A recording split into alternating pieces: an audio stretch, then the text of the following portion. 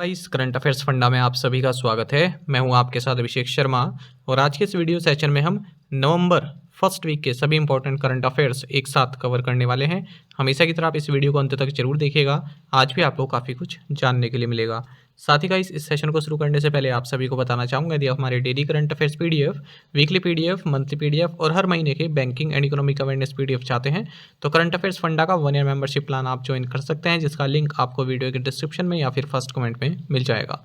आपको बता दें, इस मेंबरशिप प्लान के तहत जितना भी हमारा पीडीएफ कंटेंट है वो हम आपको 1 साल तक के लिए प्रोवाइड कराते हैं, जिसे आप डाउनलोड कर सकते हैं, प्रिंट आउट भी निकलवा सकते हैं। इसके लिए चाहे तो आप करंट अफेयर्स फंडा ऐप को यूज़ कर सकते हैं या फिर अपने लैपटॉप या सिस्टम की मदद से वेब लॉगिन भी कर सकते हैं।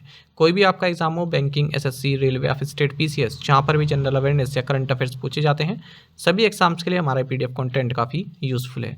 तो कोई भी अगर आपका डाउट है हमारे इस पीडीएफ कोर्स संबंधित तो आप कमेंट बॉक्स में अवश्य लिखिएगा। चलिए फिर करते हैं शुरुआत इस वीडियो सेशन की। विच फुटबॉलर क्लेम्ड हिज 8th बैलन डी'ओर? किस फुटबॉलर ने अपना 8वां बैलन डी'ओर जीता है? ऑप्शंस आपके सामने हैं। सही आंसर ऑप्शन ए है लायोनेल मेसी। आपको जानना चाहिए, इंटर मियामी की ओर से खेलने वाले लियोनेल मेसी, जो कि अर्जेंटीना के हैं, अर्जेंटीना नेशनल टीम से भी खेलते हैं, इन्होंने अपना 8वां बैलन डी'ओर अवार्ड जीता है। ये अवार्ड सेरेमनी पेरिस, फ्रांस में हुई है। वहीं बार्सिलोना की ओर से खेलने वाली स्पेन की मिडफील्डर एथेना बोनमैटी, इन्होंने यही अवार्ड विमेन कैटेगरी में जीता है। आपको जानना चाहिए, मेसी से ज़्यादा अब तक किसी ने भी बैलन डी'ओर अवार्ड्स नहीं जीते हैं। मेसी ने ये 8 बार जीत चुके हैं। देखिए, 2009 में पहली बार जीता, फिर 2010, 2011, 2012, 2015, 2019, 2021 और अब 2023 में। आपको जानना चाहिए, 2023 के जो ये बैलन डी'ओर अवार्ड थी, ये 67th एनुअल सेरेमनी रही इन अवार्ड्स की। और एक क्वेश्चन पूछा जाता है कि किसके द्वारा दिए जाते हैं, तो आंसर होगा फ्रांस फुटबॉल मैगजीन के द्वारा। और ये 2022-23 सीजन के लिए दिए गए हैं।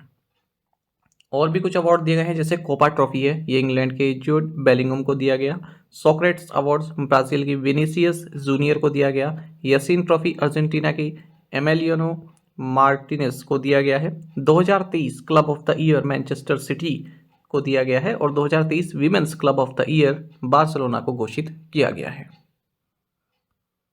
विच bank has roped in Mahendra Singh Dhoni as its official brand ambassador? किस बैंक ने महेंद्र सिंह धोनी को अपना ब्रांड एम्बेसडर नियुक्त किया है? ऑप्शंस आपके सामने है। सही आंसर ऑप्शन बी है स्टेट बैंक ऑफ इंडिया। आपको जानना चाहिए, हमारे देश का largest lander state bank of India, इन्होंने क्रिकेटिंग लीजेंड महेंद्र सिंह धोनी को अपना ऑफिशियल ब्रांड एम्बेसडर बनाया है। आपको जानना चाहिए, और भी बैंक्स के ब्रांड एम्बेसडर हैं, जैसे बैंक ऑफ बड़ौदा ने राहुल द्रविड़ को अपना ब्रांड एम्बेसडर नियुक्त किया हुआ है। वहीं पीवी सिंधु, के श्रीकांत और क्रिकेटर सैफ अली वर्मा, ये बैंक ऑफ बड़ौदा के ब्रांड एम्बेसडर हैं। और Delhi based Punjab national bank ने विराट कोहली को अपना ब्रांड एम्बेसडर बनाया हुआ है। एक और हमने देखा था न्यूज़ MS धोनी से संबंधित थी कि जियो मार्ट ने MS धोनी को अपना ब्रांड एम्बेसडर नियुक्त किया है। ये काफ़ी महत्वपूर्ण है। When is the National Unity Day celebrated in India? Bharat में राष्ट्रीय एकता दिवस कब मनाया जाता है? ऑप्शंस आपके सामने है। सही आंसर ऑप्शन डी है अक्टूबर 31। आपको जानना चाहिए, नेशनल यूनिटी डे भारत में 31 अक्टूबर को मनाया जाता है। ये डे गवर्नमेंट ऑफ इंडिया द्वारा साल 2014 में इंट्रोड्यूस किया गया था, क्योंकि इस दिन जो सरदार वल्लभ भाई पटेल हैं, आयरन मैन ऑफ इंडिया, इनकी बर्थ एनिवर्सरी होती है। 31 अक्टूबर को राष्ट्रीय संकल्प दिवस या फिर नेशनल प्लेस डे के तौर पर भी हम मनाते हैं, और इंदिरा गांधी का एसेसिनेशन डे भी यही होता है। और डेज की बात करेंगे, 27 अक्टूबर को वर्ल्ड ऑक्यूपेशनल थेरेपी डे मनाया जाता है, और इसका इस बार थीम रहा unity through community. Jammu and Kashmir में इंडियन आर्मी ने 27 अक्टूबर को शौर्य दिवस मनाया to mark the 76th year of the landing of forces in Kashmir which ensured the first civil military victory of independent India. साथ ही आपको जानना चाहिए, 30 अक्टूबर को वर्ल्ड थ्रिफ्ट डे या फिर वर्ल्ड सेविंग्स डे भी सेलिब्रेट किया जाता है। 2023 में इस डे का थीम रहा preparing for the future through saving. अक्टूबर की जो पीडीएफ है ना, मंथली पीडीएफ, उसमें डलवा देंगे वाला क्वेश्चन है ना, अक्टूबर का है तो उसी में ही आ जाएगा। नवंबर से हटवा के अक्टूबर में डलवा देंगे। Which formula 1 racer won Mexican GP 2023? किस फॉर्मूला 1 रेसर ने मैक्सिकन जीपी 2023 जीता है? ऑप्शंस आपके सामने हैं। सही आंसर ऑप्शन डी है मैक्स वर्स्टेपन। मैक्स वर्स्टेपन ने अपनी 2023 की अपनी 16th विक्ट्री हासिल की है फॉर्मूला 1 रेसिंग में, और इन्होंने मैक्सिकन ग्रां प्री जीत लिया है। इससे पहले इन्होंने यूनाइटेड स्टेट्स जीपी 2023 भी जीता। अगर बात करें जो इस साल इन्होंने रेसेस जीती हैं उनमें Qatar GP, Japanese GP, Italian GP, Dutch GP, Belgian GP, Hungarian GP, British GP, Austrian GP, Canadian GP, Spanish GP, Monaco GP, Miami GP, Austrian GP and Bahrain GP इन्होंने जीता है। इसका सिंपल सा तरीका ये याद करने का कि इन्होंने जो जो जीपी इन्होंने नहीं जीती है ना 2023 में, जो भी ग्रां प्री इन्होंने नहीं जीती है वो देख लीजिए आप। ठीक है, तो 2-3 इन्होंने नहीं जीती है, उनके विनर्स देख लीजिए बस। अगर एग्जाम में उनके अलावा कोई आए तो आंसर मैक्स वर्स्टेपन रहेगा। आपको मैक्स वर्स्टेपन वाली याद रखने की नीड नहीं है, केवल वो देखिए जो ये नहीं जीते हैं उनको किसने जीता है, केवल वो याद रखिए। Who inaugurated the international workshop on food loss and waste prevention in South Asian regional at New Delhi? New Delhi में साउथ एशियन रीजन में food loss and waste prevention विषय पर अंतर्राष्ट्रीय कार्यशाला का उद्घाटन किसने किया? सही आंसर ऑप्शन डी है, शोभा करंदलाजे। देखिए, union minister of state for agriculture and farmers welfare Shobha Karandlaje, इन्होंने international workshop on food loss and waste prevention in South Asian region जो कि न्यू दिल्ली में हुआ, इसको इनोग्रेट किया है। आपको बता दें जो इंटरनेशनल वर्कशॉप रही इसको जॉइंटली ऑर्गेनाइज किया गया Indian council of agriculture research यानी कि ICAR और थ्यूरिन इंस्टीट्यूट जर्मनी के द्वारा।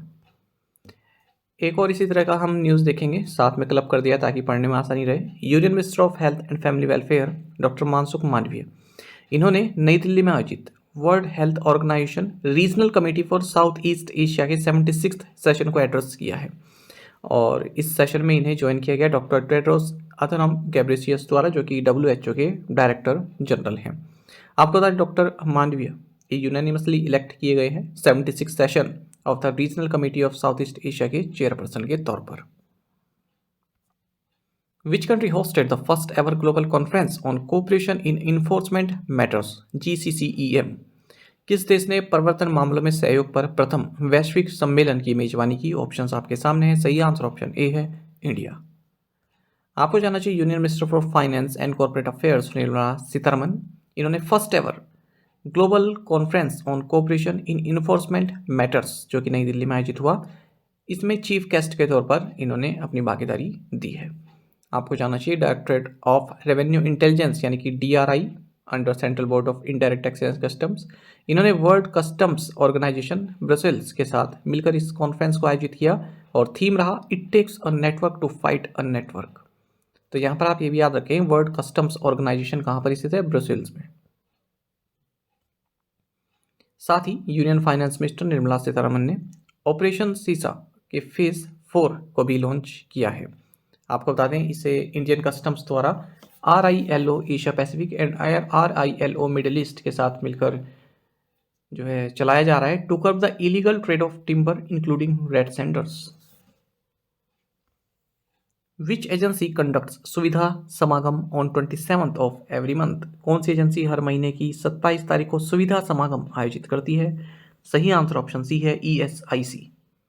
आपको जाना चाहिए सुविधा समागम under the chairmanship of doctor Rajendra Kumar जो कि डायरेक्टर जनरल है ESIC के, ये हाल ही में कंडक्ट किया गया है ESIC के हेडक्वार्टर न्यू दिल्ली में। सुविधा समागम इसका नाम है। Insured persons and beneficiaries, employers and employees representatives joined virtually the Suvidha Samagam through video conferencing from various ESIC field offices across the country। जो ESIC है ना, ये EPFO का जो इनिशिएटिव है निधि आपके निकट, इसके साथ मिलकर सुविधा समागम को कंडक्ट करती है हर महीने के 27 तारीख को। ठीक है, ताकि जो भी ESIC स्टेक होल्डर्स द्वारा जो भी समस्याएं हैं, जो भी प्रॉब्लम्स हैं, उनको दूर किया जा सके, उनका निवारण किया जा सके। In which year was the union home minister's special operation medal constituted? केंद्रीय गृह मंत्री विशेष अभियान पदक का गठन किस वर्ष किया गया था? ऑप्शंस आपके सामने है, सही आंसर ऑप्शन सी है, 2018। आपको जानना चाहिए हाल ही में union home minister's special operation medal for the year 2023 ये 4 स्पेशल ऑपरेशंस को दिए गए हैं और जो भी इसमें शामिल रहे CRPF, NIA, NCB और भी स्टेट पुलिस के जांबाज, उन सभी को दिया गया है। 4 स्पेशल ऑपरेशन मतलब 4 अलग अलग तरह के ऑपरेशंस जो पुलिस ने या फिर सेना ने कंडक्ट किए उनको दिए गए हैं। ये मेडल 2018 में जो है कॉन्स्टिट्यूट किए गए थे, यानी कि बनाए गए थे और इस तरह के एरियाज में दिए जाते हैं जैसे counter terrorism, border action, arms control, prevention of narcotics smuggling and rescue operation. और हर साल ये 31 अक्टूबर को अनाउंस किए जाते हैं, ठीक है। और एक साल में मिनिमम 3 स्पेशल ऑपरेशंस को जो है दिया जाता है और मैक्सिमम 5 स्पेशल ऑपरेशंस को दिया जा सकता है। तो इस बार 4 स्पेशल ऑपरेशंस को दिया गया है। Which company has partnered with Plum to deliver AI enhanced in-home services? AI संवर्धित इन होम सेवाएं देने के लिए किस कंपनी ने प्लम के साथ साझेदारी की है? सही आंसर ऑप्शन डी है रिलायंस जियो। आपको जानना चाहिए इंडिया की top telecom operator Reliance Jio Infocomm ने पार्टनरशिप की है कैलिफोर्निया बेस्ड प्लम के साथ to deliver smart home and small business services to its nearly 200 million subscribers across India leveraging Plume's cloud platform. और हाल ही में हमने ये भी देखा था कि रिलायंस जियो ने जियो स्पेस फाइबर लॉन्च किया है, जो कि इंडिया का first satellite based gigabyte broadband service है। What is the daily fine that the RBI will impose on credit bureaus for failing to resolve customer complaints within 30 days? ग्राहकों की शिकायतों को 30 दिनों के भीतर हल करने में विफल रहने पर आरबीआई क्रेडिट ब्यूरो पर कितना दैनिक जुर्माना लगाएगा? ऑप्शंस आपके सामने है। सही आंसर ऑप्शन ए है 100 रुपीज। देखिए, रिजर्व बैंक ऑफ इंडिया ने ये कहा है कि जो भी कंप्लेंट्स आती हैं क्रेडिट इंस्टीट्यूशंस के पास या फिर क्रेडिट इन्फॉर्मेशन कंपनीज के पास, यदि वो 30 दिन के अंदर अंदर उनको रिजोल्व नहीं करते हैं तो उन पर 100 रुपीज़, ठीक है, पर डे के हिसाब से जो है फाइन लगेगा या वो कंपेंसेशन देंगे उस कंप्लेनेंट्स को। और इससे संबंधित जो भी सर्कुलर है वो सभी बैंक्स को, एनबीएफसीज को, फाइनेंशियल इंस्टीट्यूशंस को, असेट रिकंस्ट्रक्शन कंपनीज को और क्रेडिट इंफॉर्मेशन कंपनीज को भेज दिया गया है। और देखिए, आरबीआई के पास credit information companies regulation act 2005 के तहत ऐसी पावर्स हैं कि आरबीआई क्रेडिट इंस्टीट्यूशंस को या फिर क्रेडिट इंफॉर्मेशन कंपनीज को इस तरह के डायरेक्शंस दे सकता है। The RBI has imposed a monetary penalty of what amount on शिहोरी Nagarik Sahakari bank limited Gujarat? RBI ने शिहोरी नागरिक सहकारी बैंक लिमिटेड गुजरात पर कितनी राशि का मौद्रिक जुर्माना लगाया है? ऑप्शंस आपके सामने है। सही आंसर ऑप्शन ए है 1 लाख रुपीज़। आपको जानना चाहिए रिजर्व बैंक ऑफ इंडिया ने 1 लाख रुपए की मॉनेटरी पेनल्टी लगाई है Shihori Nagarik Sahakari bank limited, Shihori district, Banaskantha, Gujarat पर for non compliance with directions issued by RBI on loans and advances to directors, relatives and firms concerns in which they are interested. RBI ने साथ ही monetary penalty लगाई है 2 लाख रुपए की peace people's cooperative bank limited, district Kheda, Gujarat पर for non compliance with the directions issued by RBI on RBI KYC directions 2016। RBI ने 7 लाख रुपए की मॉनेटरी पेनल्टी लगाई है Uma cooperative bank limited, Vadodara, Gujarat पर for contravention of directions issued by RBI on placement of deposits with other banks by primary cooperative banks. RBI ने 1.10 लाख रुपए की monetary penalty लगाई है Birbhum district central cooperative bank limited, west Bengal पर for non compliance with the directions issued by RBI on RBI KYC direction 2016। साथ ही RBI ने 2 लाख रुपए की मॉनेटरी पेनल्टी लगाई है Mizoram cooperative apex bank limited, Aizawl पर for non compliance with the directions issued by RBI on housing finance applicable to state cooperative banks.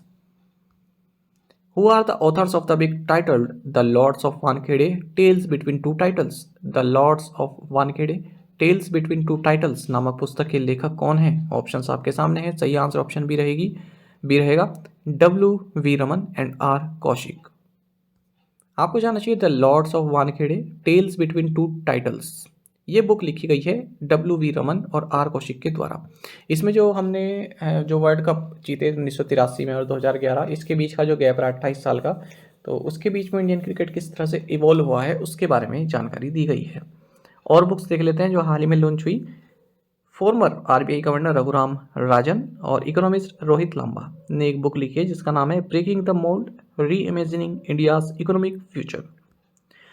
साथ ही आपको जाना चाहिए पीएम नरेंद्र मोदी हाल ही में तुलसी पीठ विजिट किए और यहाँ पर इन्होंने 3 बुक लॉन्च की। एक तो है अष्टाध्यायी भाष्य, दूसरी है रामभद्राचार्य चरितम, तीसरी है भगवान श्री कृष्ण की राष्ट्रलीला। आपको बता दें जो ये तुलसी पीठ है इसकी स्थापना जगत गुरु रामभद्राचार्य द्वारा 1987 में चित्रकूट, मध्य प्रदेश में की गई थी। What is the name of the recently launch 25T bollard pull tug? हाल ही में लॉन्च की गई 25T बोलार्ड पुल टग का नाम क्या है? सही आंसर ऑप्शन सी है महाबली। देखिए 25T बोलार्ड पुल टग महाबली, इसको लॉन्च किया गया सुनील नायक के द्वारा, सुनील कौशिक जी के द्वारा। कहाँ पर? Soft shipyard private limited, Bharuch, Gujarat में। Contract for construction and delivery of the 325-ton BP tug was concluded with Soft Shipyard Private Limited, जो कि एक MSME है। ठीक है, तो इसको जो है हमने ऑर्डर दिए हुए हैं 3 इस तरह के टग की, तो उनमें से एक ये महाबली लॉन्च किया गया है। Which satellite was used to capture images and data about the expansion of the ozone hole recently? हाल ही में ओजोन चित्र के विस्तार के बारे में डेटा कैप्चर करने के लिए किस सैटेलाइट का उपयोग किया गया? सही आंसर ऑप्शन डी है, ESA's कोपर्निकस सेंटिनल 5P। देखिए, जो अंटार्कटिका में जो ओजोन लेयर है उसमें जो होल है वो इतना बड़ा हो चुका है कि उसमें 3 ब्राज़ील जो है समा जाए, यानी कि ब्राज़ील कंट्री का 3 गुना साइज उसका हो गया है जो अंटार्कटिका में जो ओजोन लेयर में होल है वो। ठीक है, तो ये हाल ही में पता चला है और इसका मेन रीज़न ये बताया जा रहा है कि जो हाल ही में वोल्केनिक इरप्शन हुआ हुंगा टोंगा में, ठीक है, दिसंबर 2022 से जनवरी 2023 में, तो उसके कारण ऐसा हुआ है। क्योंकि कई तरह की इस तरह की गैसेस निकलती है ना वोल्केनिक इरप्शन में, तो वो जो है ओजोन लेयर के लिए काफ़ी घातक होती हैं। तो ये ऑब्जर्वेशन किसके द्वारा की गई हैं? कुछ इमेजेस ली गई हैं यूरोपियन स्पेस एजेंसी के कोपर्निकस सेंटिनल 5P सैटेलाइट से, ये इमेजेस ली गई हैं, उसी के द्वारा ये कंक्लूड किया गया है। आपको बता दें जो ओजोन डिप्लेटिंग एरिया है ये फ्लक्चुएट होता रहता है पूरे साल भर। ये अपने पीक पर होता है अगस्त से अक्टूबर के बीच में, खास करके मिड सितंबर से मिड अक्टूबर के बीच में जो ये होल है ये अपने लार्जेस्ट कैपेसिटी पर होता है। ठीक है, और अपने नॉर्मल पे आ जाता है दिसंबर एंड तक। फिलहाल जो ओजोन होल है ये 26 मिलियन स्क्वायर किलोमीटर्स का है। विच of the following has rolled out 360 degree appraisal system? निम्नलिखित में से किसने 360 डिग्री मूल्यांकन प्रणाली शुरू की है? ऑप्शंस आपके सामने है। सही आंसर ऑप्शन बी है, इंडियन नेवी। देखिए, इंडियन नेवी ने 360 डिग्री अप्राइजल सिस्टम इंप्लीमेंट किया है ऑफिसर्स के प्रमोशन के लिए। अब इसमें उन जो ऑफिसर्स हैं जिन्हें प्रमोशन चाहिए उन्हें जूनियर्स द्वारा भी रेटेड किया जाएगा, रेटिंग दी जाएगी। ठीक है, पहली बार डिफेंस फोर्सेज में इस तरह का सिस्टम जो है लागू हो रहा है, जबकि ब्यूरोक्रेट्स में तो ये सिस्टम लागू हुई है 2015-16 से। The survey would have a spectrum of questions that will encompass aspects like professional knowledge, leadership attributes, suitability in war crisis, and potential for holding higher ranks. After these inputs are obtained, they will be provided as feedback to the officers so that they can consider behavioral changes and improvements. Where was the 4th annual conference of the Indian Association for Economics and Allied Science held? Indian association for economics and allied sciences का चौथा वार्षिक सम्मेलन कहाँ आयोजित हुआ? सही answer option C है, श्रीनगर। आपको जानना चाहिए जम्मू कश्मीर में लेफ्टिनेंट गवर्नर मनोज सिन्हा ने 4th annual conference of the Indian economics and allied sciences association को इनोग्रेट किया है यूनिवर्सिटी ऑफ कश्मीर श्रीनगर में। Indian economics and allied sciences association के प्रेसिडेंट प्रोफेसर सुधाकर पांडा और IEAS से सेक्रेटरी डॉक्टर आलोक कुमार भी इस प्रोग्राम में शामिल रहे। When is the Vigilance Awareness Week 2023 being observed by the Central Vigilance Commission? केंद्रीय सतर्कता आयोग द्वारा सतर्कता जागरूकता सप्ताह 2023 कब मनाया जा रहा है? सही आंसर ऑप्शन बी रहेगा, 30 अक्टूबर से 5 नवंबर के बीच में। देखिए, सेंट्रल विजिलेंस कमीशन ये विजिलेंस अवेयरनेस वीक 2023 सेलिब्रेट कर रहा है 30 अक्टूबर से 5 नवंबर के बीच में, और थीम रहेगा say no to corruption, commit to the nation. Hindi में कहें भ्रष्टाचार का विरोध करें, राष्ट्र के प्रति समर्पित रहें। आपको यहाँ सेंट्रल विजिलेंस कमीशन के बारे में जानना चाहिए। 11 फरवरी 1964 में गवर्नमेंट ऑफ इंडिया द्वारा इसे एक रेजोल्यूशन के थ्रू सेटअप किया गया था, और इस एजेंसी की स्थापना की जो रिकमेंडेशन है वो के संथान की कमेटी द्वारा की गई थी। इन्होंने रिकमेंडेशन किया था, और जो first chief vigilance commissioner of India रहे इनका नाम है नितूर श्रीनिवास राव। बाकी आपको जानना चाहिए फिलहाल जो सेंट्रल विजिलेंस कमिश्नर हैं ये प्रवीण कुमार श्रीवास्तव हैं।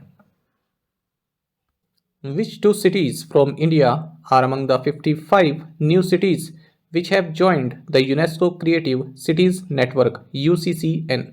UNESCO creative cities network UCCN में शामिल होने वाले 55 नए शहरों में भारत के कौन से 2 शहर शामिल हैं?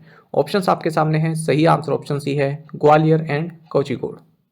देखिए, महत्वपूर्ण क्वेश्चन है। इस तरह के थीम्स पर जो क्वेश्चन होते हैं वो पहले भी पूछे गए हैं एग्जाम्स में, जब भारत की कोई सिटी किसी लिस्ट में शामिल होती है। तो चलिए जानते हैं। देखिए, UNESCO creative cities network UCCN इसमें 55 न्यू सिटीज़ ऐड की गई हैं और उनमें भारत से भी 2 सिटीज़ हैं, एक है ग्वालियर, दूसरी है कोझिकोड। तो ग्वालियर मध्य प्रदेश, इसको म्यूज़िक कैटेगरी के लिस्ट में ऐड किया गया है। वहीं केरल की जो कोझिकोड है इसको लिटरेचर कैटेगरी में ऐड किया गया है। आपको बता दें अब इन 55 न्यू सिटीज़ को ऐड करने के बाद यूनेस्को क्रिएटिव सिटीज़ नेटवर्क में 350 सिटीज़ हो गई हैं। लगभग 100 से ज़्यादा कंट्रीज़ से ये सिटीज़ आती हैं, भारत भी इसमें शामिल है। और इसमें 7 क्रिएटिव फील्ड्स हैं जिनके बेसिस पर ये सिटीज़ इंक्लूड की जाती हैं, जैसे crafts and folk art, design, film, gastronomy, literature, media arts and music. आपको जाना चाहिए जो ये न्यूली डेजिग्नेटेड क्रिएटिव सिटीज़ हैं इनको इनवाइट किया गया है कि ये 2024 UNESCO creative cities network annual conference जो कि ब्रागा पोर्चुगल में होगी, इसमें पार्टिसिपेट करेंगी। और थीम रहेगा इस समिट का bringing youth to the table for the next decade. Who flagged off Gujarat first heritage train? Gujarat की पहली हेरिटेज ट्रेन को किसने हरी झंडी दिखाई? ऑप्शंस आपके सामने हैं। सही आंसर ऑप्शन सी है, नरेंद्र मोदी। देखिए, प्राइम मिनिस्टर नरेंद्र मोदी ने गुजरात की फर्स्ट हेरिटेज ट्रेन को हरी झंडी दिखाई है, रवाना किया है एकता नगर से अहमदाबाद के लिए। तो ये जो हेरिटेज ट्रेन है काफ़ी सारी सुविधाएं इसमें रहेंगी और ये टूरिस्ट को स्टैचू ऑफ यूनिटी तक लाने का कार्य करेगी। स्टैचू ऑफ यूनिटी आप सभी जानते हैं सरदार वल्लभ भाई पटेल का मेमोरियल है।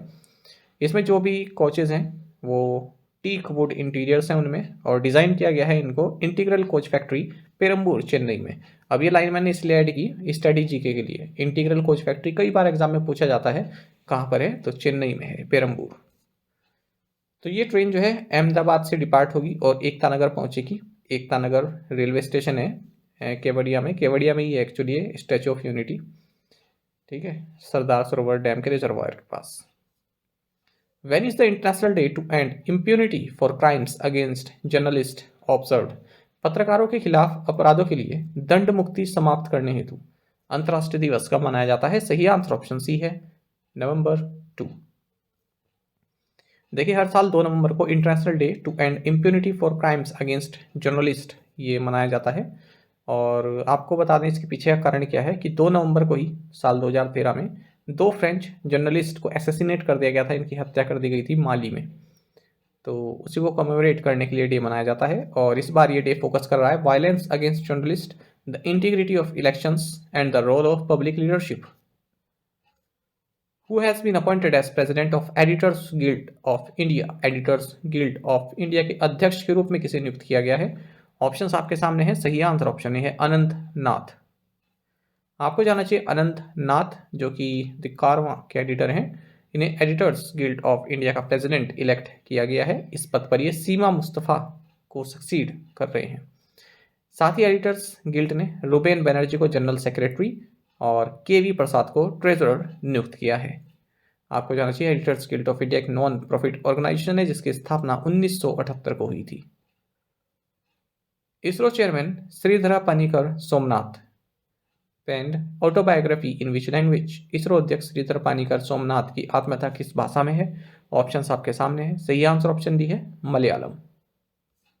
देखिए, इसरो के चेयरमैन है श्रीधर पानीकर सोमनाथ। पूरा नाम लिख लीजिए, नोट कर लीजिए, पूछा जा सकता है वैसे, वरना आपको हर जगह एस सोमनाथ लिखा हुआ मिलेगा। इन्होंने अपनी एक ऑटोबायोग्राफी लिखी है जो कि हार्ड वर्क और परसिवरेंस के बारे में बताती है, किन पर फोकस करें किसी भी तरह की डिफिकल्टीज आए। ऑटोबायोग्राफी मलयालम में लिखी गई है क्योंकि मलयालम बोलते हैं, मलयाली हैं ये, और इन्होंने चुना कि मैं मलयाली में अच्छे से एक्सप्रेस कर सकता हूँ अपने विचारों को, इसलिए मैं मलयालम में ही लिखूंगा। तो टाइटल है बुक का नीलाबू कुदीचा सिमंगल। यदि लूजली आप इसको ट्रांसलेट करें इंग्लिश में तो कहा जाएगा Lions that drank the moonlight. तो इसे मोटिवेशन से भरी हुई ये बुक है और केरला बेस्ड लिपि पब्लिकेशन द्वारा पब्लिश की जा रही है। रिलीज नहीं हुई है अभी, ठीक है, पर बाकी सब लिखी जा चुकी है। रिलीज होगी नवंबर के महीने में, इसी महीने में। विच स्टेट सेलिब्रेट्स मेरा होचुंगबा फेस्टिवल? मेरा होचुंगबा उत्सव कौन सा राज्य मनाता है? सही आंसर ऑप्शन ए है, मणिपुर। देखिए, मेरा होचुंगबा या फिर मेरा वयुंगबा या मेरा थोमोई थानबा ये कल्चर फेस्टिवल है जो मणिपुर में मनाया जाता है हर साल इंडिजिनियस एथनिक ग्रुप्स के द्वारा, चाहे वो मैतेई पीपल हैं या नागा ट्राइब्स हों। और ये फेस्टिवल एक तरह का यूनिटी जो है दर्शाता है, जो हिल ट्राइब्स हैं और जो वैली पीपल हैं मणिपुर में। आपको पता होगा ना कि मणिपुर की लोकेशन इस तरह से, बीच में वैली है और वैली को घेरे हुए पहाड़ हैं, ठीक है। तो मैतेई रहते हैं वैली में। तो मणिपुर की अगर हम बात करें, मणिपुर की कैपिटल इम्फाल है, गवर्नर अनसुईया उइके हैं, chief minister N Biren Singh हैं। अच्छा याद रखिए कि मणिपुर में आपने देखा कितनी हिंसा हुई, तो इसके जो बॉर्डर करते हैं स्टेट्स वो याद रखिएगा, नागालैंड, मिजोरम और असम इसको टच करते हैं, इसका बॉर्डर। और इंपॉर्टेंट फेस्टिवल्स अगर हम देखें मणिपुर के, तो संगाई बहुत महत्वपूर्ण फेस्टिवल है यहाँ का, कूट, याओसांग भी महत्वपूर्ण है, चेराओबा ये कई बार एसएससी पूछ चुका है, और गान नगाई, ये फेस्टिवल से नोट कर लीजिएगा। Which pair won 2023 best challenger doubles tennis title, किस जोड़ी ने 2023 बेस्ट चैलेंजर युगल टेनिस खिताब जीता? सही आंसर ऑप्शन बी है, Yuki Bhambri and Julian Cash. देखिए Indian professional tennis player Yuki Bhambri और इनके साथी ब्रिटेन के जूलियन कैश, इन्होंने ब्रिटेन के रॉबर्ट गैलोवे एंड फ्रांस के एल्बेनो ओलिवेटी, इन दोनों की जोड़ी को डबल्स फाइनल में हरा दिया है और चैलेंजर टेनिस टूर्नामेंट जीत है ब्रेस्ट फ्रांस में। आपको बता दें स्पेनिश टेनिस प्लेयर पेड्रो मार्टिनिच, इन्होंने सिंगल्स टाइटल जीता है इस टूर्नामेंट में। तो ये मेंस का ही टाइटल रहा, सिंगल और डबल।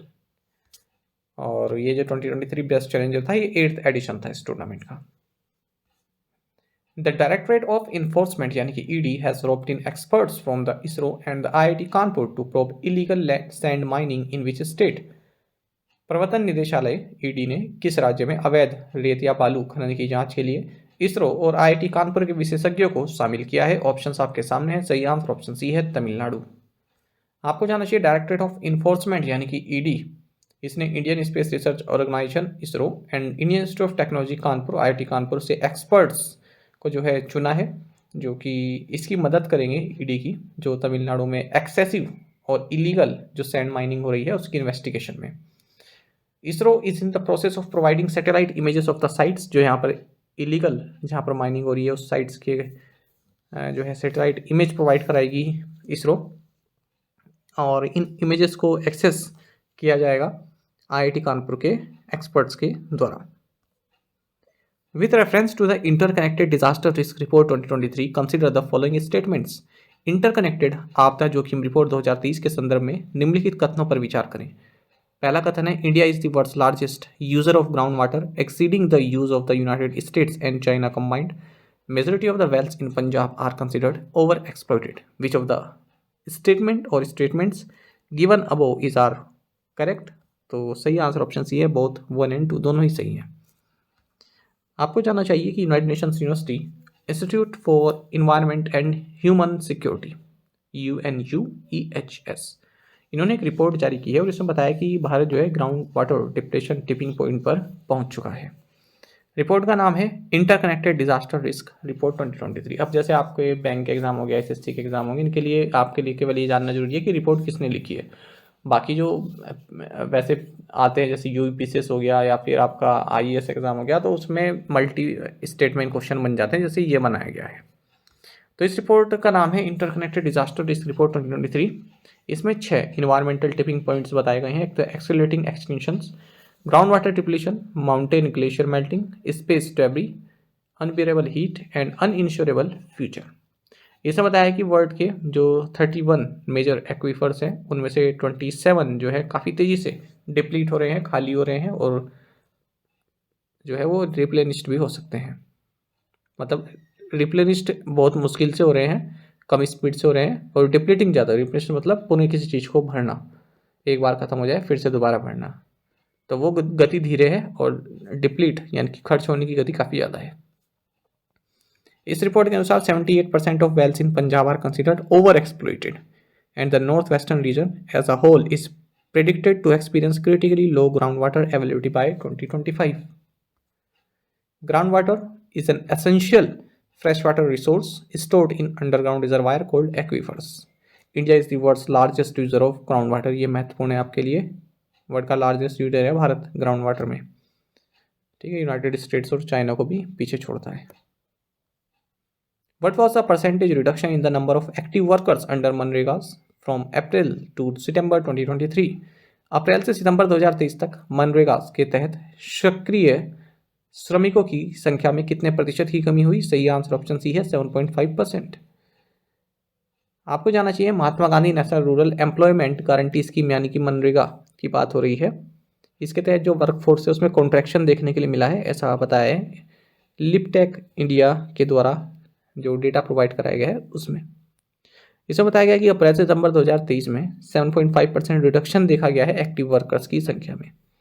जहां प्रीवियस फिजिकल ईयर में 15.49 करोड़ थे, वहीं इस फिजिकल में अब 14.33 करोड़ रहे हैं। While the MNREGA workers is shrinking, there is an increase demand for work under the scheme. Worker भले घट रहे हैं लेकिन जो डिमांड है वर्कर्स की वो बढ़ रही है। इस रिपोर्ट में बताया गया है कि 9% इंक्रीज देखने के लिए मिला है डिमांड में, अगर हम लास्ट फाइनेंशियल ईयर से कंपेयर करें। और जो वर्कर्स का पार्टिसिपेशन जो सबसे ज़्यादा घटा है वो वेस्ट बंगाल में देखा गया है, क्योंकि यहाँ पर स्कीम को जो है सस्पेंड कर दिया गया यूनियन गवर्नमेंट द्वारा, क्योंकि लार्ज स्केल करप्शन यहाँ पर हुआ है, ऐसा गवर्नमेंट का मानना है। Who has been conferred 2023 Global Leadership Award for Philanthropy from USI SPF? USI SPF की ओर से परोपकार के लिए 2023 ग्लोबल लीडरशिप अवार्ड से किसे सम्मानित किया गया है? सही आंसर ऑप्शन बी है नीता अंबानी। देखिए US India strategy partnership forum ने नीता अंबानी जो कि founder and chairperson Reliance foundation की, इन्हें 2023 global leadership award for philanthropy and corporate social responsibility से सम्मानित किया है। USI SPF chairman John Chambers and the board of directors presented the award. Which country will help fund India's hunger project and help strengthen women leaders to protect the environment and promote food security in Uttarakhand? कौन सा देश भारत के hunger project को वित्त पोषित करने और उत्तराखंड में पर्यावरण की रक्षा और खाद्य सुरक्षा को बढ़ावा देने में मदद करेगा? सही आंसर ऑप्शन ए है नॉर्वे। देखिए नॉर्वे इंडिया का जो हंगर प्रोजेक्ट है उसको फंडिंग प्रोवाइड करेगा और जो वीमेन लीडर्स हैं उनको स्ट्रेंथन करेगा to protect the environment and promote food security in Uttarakhand. इस प्रोजेक्ट की ड्यूरेशन 3 साल की है, यानी कि दिसंबर 2026 तक। बजट है 44.7 मिलियन रुपीज़ का। The hunger project organises capacity building training for elected women representatives and federations focusing on strengthening one panchayats which in turn will ensure food security and livelihood opportunities for marginalized households. Fincare Small Finance Bank is set to merge with which bank from February 1st, 2024? Fincare Small Finance Bank का 1 फरवरी 2024 से किस bank में विलय होगा? सही answer option C है AU small finance bank. आपको जाना चाहिए फिनकेयर स्मॉल फाइनेंस बैंक 1 फरवरी 2024 से AU स्मॉल फाइनेंस बैंक में मर्ज हो जाएगा। इस मर्जर के बाद जो एग्जिस्टिंग शेयर होल्डर्स हैं फिनकेयर स्मॉल फाइनेंस बैंक के, वो लगभग 9.9% ओनरशिप प्राप्त करेंगे AU स्मॉल फाइनेंस बैंक में। जो भी एम्प्लॉयज़ हैं फिनकेयर स्मॉल फाइनेंस बैंक के, वो AU स्मॉल फाइनेंस बैंक में जो इंक्लूड हो जाएंगे। आपको जानना चाहिए AU स्मॉल फाइनेंस बैंक ने हाल ही में अपना पहला ग्रीन फिक्स्ड डिपॉजिट लॉन्च किया है, जिसका नाम है planet first AU green fixed deposit. बात करते हैं अगर हम AU स्मॉल फाइनेंस बैंक की हेडक्वार्टर्स जयपुर राजस्थान में है। टैगलाइन है चलो आगे बढ़े। MD and CEO Sanjay Agarwal हैं। South Asia's first aircraft recovery training school opened at which airport? दक्षिण एशिया का पहला एयरक्राफ्ट रिकवरी ट्रेनिंग स्कूल किस हवाई अड्डे पर खोला गया है? सही आंसर ऑप्शन डी है बेंगलुरु एयरपोर्ट। देखिए बेंगलुरु इंटरनेशनल एयरपोर्ट लिमिटेड ने साउथ एशिया का first aircraft recovery training school Kempegowda international airport Bengaluru के प्रेमाइसेस में ओपन किया है। The newly set up institution will provide specialized aircraft recovery hands on training equipped with state-of-the-art disabled aircraft recovery equipment through a strategic partnership with Kunz GmbH Aircraft Equipment, Germany. Which state cabinet approved Dear Daughter Scheme for Welfare of Girl Child? किस राज्य मंत्रिमंडल ने बालिकाओं के कल्याण के लिए लेख लाड़की योजना को मंजूरी दी? सही आंसर ऑप्शन सी है महाराष्ट्र। देखिए महाराष्ट्र स्टेट कैबिनेट ने लेख लड़की है, ये लाड़की नहीं लड़की, माफ कीजिएगा।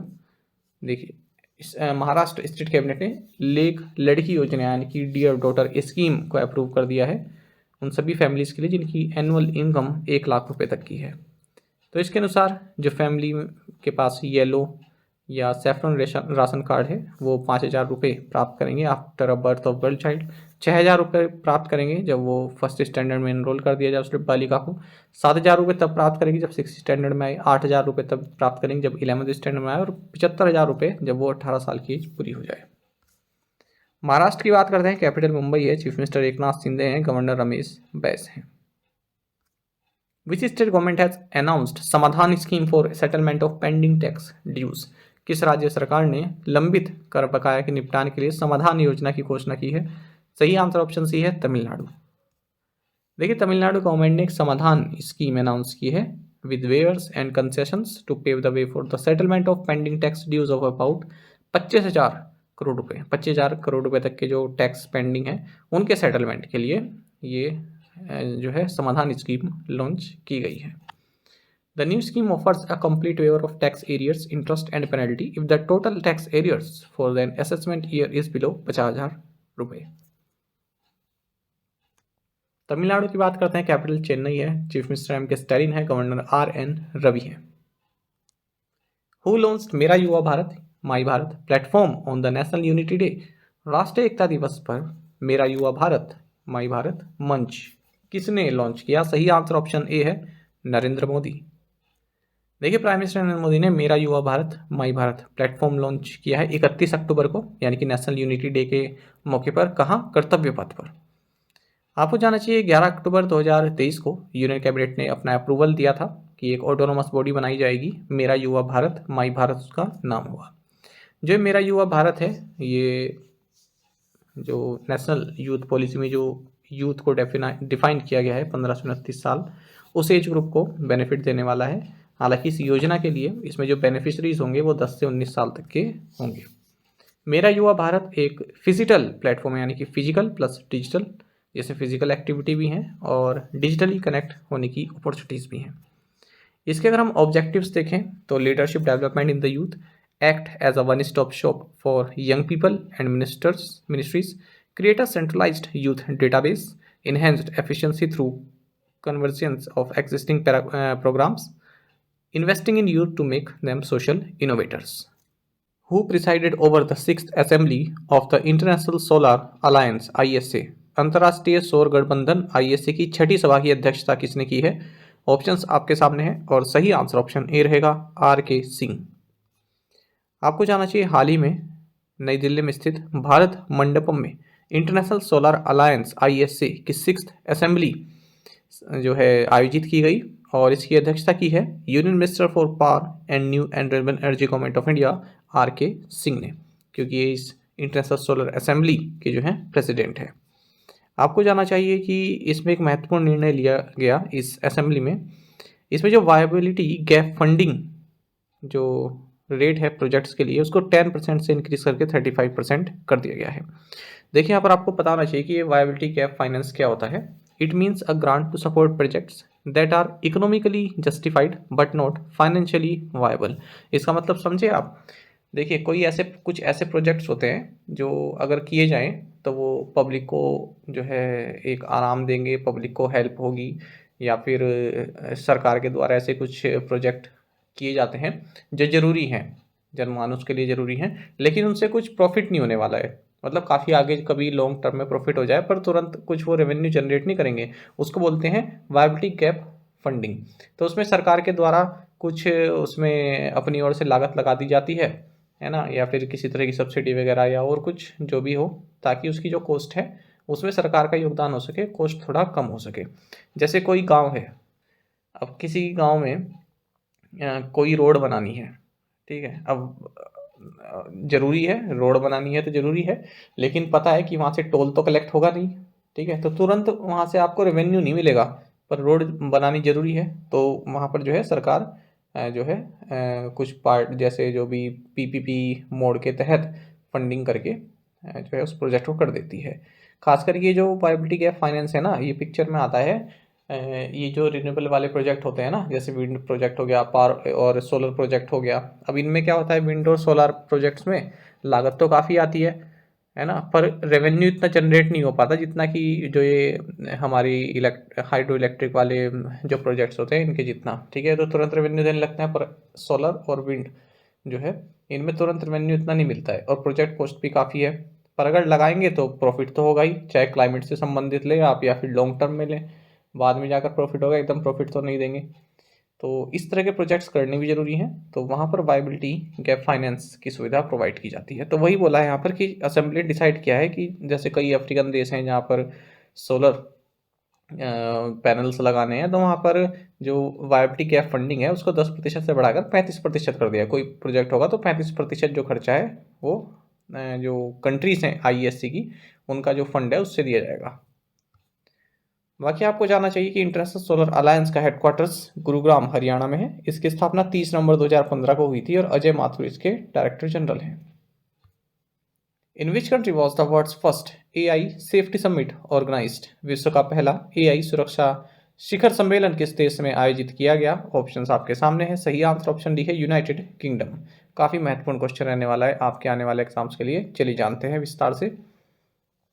Union minister of state for skill development and entrepreneurship and electronics and IT Rajeev Chandrasekhar, इन्होंने Bletchley Park Buckinghamshire United Kingdom यहाँ पर AI सेफ्टी समिट 2023 में पार्टिसिपेट किया है। इस समिट का थीम रहा AI फॉर गुड। अच्छा, ये जो लोकेशन है ना ब्लेडले पार्क बकिंगमशायर में, ये काफ़ी जो है प्रचलित लोकेशन है और वर्ल्ड वॉर सेकंड के दौरान कोड ब्रेकिंग ऑपरेशन यहाँ पर होते हैं। जो नाजी जर्मनी था ना, तो वो लोग जो है रेडियो सिग्नल जो है ट्रांसमिट होते थे, तो उनके कोड को ब्रेक करने के लिए जो ये यूनाइटेड किंगडम है, ठीक है, या फिर साथ की जो कंट्रीज़ रही US UK फ्रांस, ठीक है, तो इन्होंने सेंटर बनाया वाला था ये ब्लेचले पार्क। तो यहीं पर इस तरह के जो है डिकोड करने वाले ऑपरेशन होते थे, क्योंकि जर्मनी तो अपोजिट में था, बाकी ये सब एक साइड थे, US UK फ्रांस ये सब। आपको जानना चाहिए इसमें पार्टिसिपेट किया है 27 मतलब 28 नेशंस ने और यूनाइटेड और यूरोपियन यूनियन ने, 28 देशों ने और यूरोपियन यूनियन ने।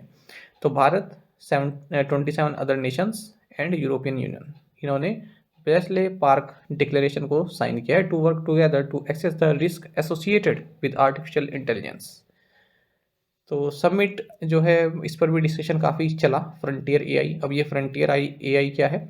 It is a highly capable foundation models that could possess dangerous capabilities sufficient to pose severe risk to public safety. वही जो AI अगर फ़ायदेमंद भी है तो AI जो है जो हमारा पब्लिक सेफ्टी है उसको रिस्क भी पहुंचा सकता है। बाकी आपको जानना चाहिए स्ट्रेटेजी के लिए कि फादर ऑफ आर्टिफिशियल इंटेलिजेंस के नाम से जाने जाते हैं John McCarthy. Who has been appointed as executive director ED by the RBI? RBI द्वारा कार्यकारी निदेशक के रूप में किसे नियुक्त किया गया है? ऑप्शंस आपके सामने है। सही आंसर ऑप्शन सी है, मनोरंजन मिश्रा। आपको जानना चाहिए रिजर्व बैंक ऑफ इंडिया ने मनोरंजन मिश्रा को एग्जीक्यूटिव डायरेक्टर अपॉइंट किया है। इससे पहले mister Mishra chief general manager in the department of regulation के तौर पर कार्यरत थे। अब एग्जीक्यूटिव डायरेक्टर के तौर पर ये enforcement department, risk monitoring department और department of external investment and operations को देखेंगे। Which of the following has become the second country in 2023 after Bangladesh to eliminate lymphatic filariasis? निम्नलिखित में से कौन 2023 में बांग्लादेश के बाद लिम्फेटिक फाइलेरिसिस को खत्म करने वाला दूसरा देश बन गया है? सही आंसर ऑप्शन ए है लाओस। आपको जानना चाहिए लाओ पीपल्स डेमोक्रेटिक रिपब्लिक, इसने लिम्फेटिक फिलारिसिस LF इसको एलिमिनेट कर दिया है, ऐसा वर्ल्ड हेल्थ ऑर्गेनाइजेशन WHO ने जो है अनाउंस किया है। आपको जानना चाहिए जो है लाओस है ये दूसरी कंट्री है 2023 में बांग्लादेश के बाद जिसने इस LF को एलिमिनेट किया है। 19 कंट्रीज अब तक LF को एलिमिनेट कर चुकी हैं। WHO इसके लिए ट्रिपल थेरेपी जो है रिकमेंड करती है LF के लिए। एक तो इसमें कौन कौन से शामिल है? एक तो है इवरमेक्टिन प्लस डाइएथिल कार्बामेजिन और प्लस एल्बेंडाजोल, ठीक है, तो ये तीनों ही जो है दी जाती हैं। बाकी आपको जानना चाहिए लिम्फेटिक फिलेरिसिस LF के बारे में। इसे एलिफेंटियासिस भी बोलते हैं। ये एक preventable mosquito borne infectious disease है, ठीक है, और ये तब होती है जब 3 में से कोई एक फिलेरियल पैरासाइट्स आपके शरीर में जो है एंटर कर जाए मॉस्किटो बाइट के कारण। तो 3 में से कौन? एक तो हो गया वुजेरिया बैनक्रॉफ्टी, दूसरा हो गया ब्रूगिया मेलाई, तीसरा हो गया B timori. The patients are not only physically disabled but suffer mental, social and financial losses contributing to stigma and poverty. Which of the following has become the first country to achieve the WHO's gold tier status on hepatitis C elimination? निम्नलिखित में से कौन hepatitis C उन्मूलन पर WHO का gold tier दर्जा हासिल करने वाला पहला देश बन गया है? सही आंसर ऑप्शन बी है इजिप्ट। आपको जाना चाहिए इजिप्ट पहली कंट्री बन गया है जिसने WHO का यानी कि वर्ल्ड हेल्थ ऑर्गेनाइजेशन का गोल्ड टियर स्टेटस प्राप्त किया है हेपेटाइटिस सी एलिमिनेट करने की दिशा में। WHO director general doctor Tedros Adhanom Ghebreyesus इन्होंने सर्टिफिकेट दिया है इजिप्ट के प्रेसिडेंट अब्देल फताह अल सीसी को कैपिटल कायरो में। The feat means that the North African country has fulfilled WHO's programmatic coverage targets that will set the country up to achieve the reduced incidence and mortality targets of full elimination before 2030। यानी कि WHO ने जो target दिए हुए थे countries को उसमें Egypt जो है सबसे आगे निकला है। इजिप्ट ने जो है फुलफिल किए हैं टारगेट्स और 2030 से पहले ये एलिमिनेट भी कर देगा इस डिजीज को। हेपेटाइटिस सी आप सभी जानते हैं वायरल इन्फेक्शन है जो कि लीवर को खासकर अफेक्ट करता है। हाल ही में इजिप्ट ने कायरो समिट फॉर पीस भी होस्ट किया है और ये समिट किससे संबंधित रहा? जो इजराइल हमास वॉर चल रहा है उसको डी एस्केलेट करने के लिए यानी कि उसमें जो है शांति बहाल करने के लिए। Which country has recently given the facility to Indians to travel without visa?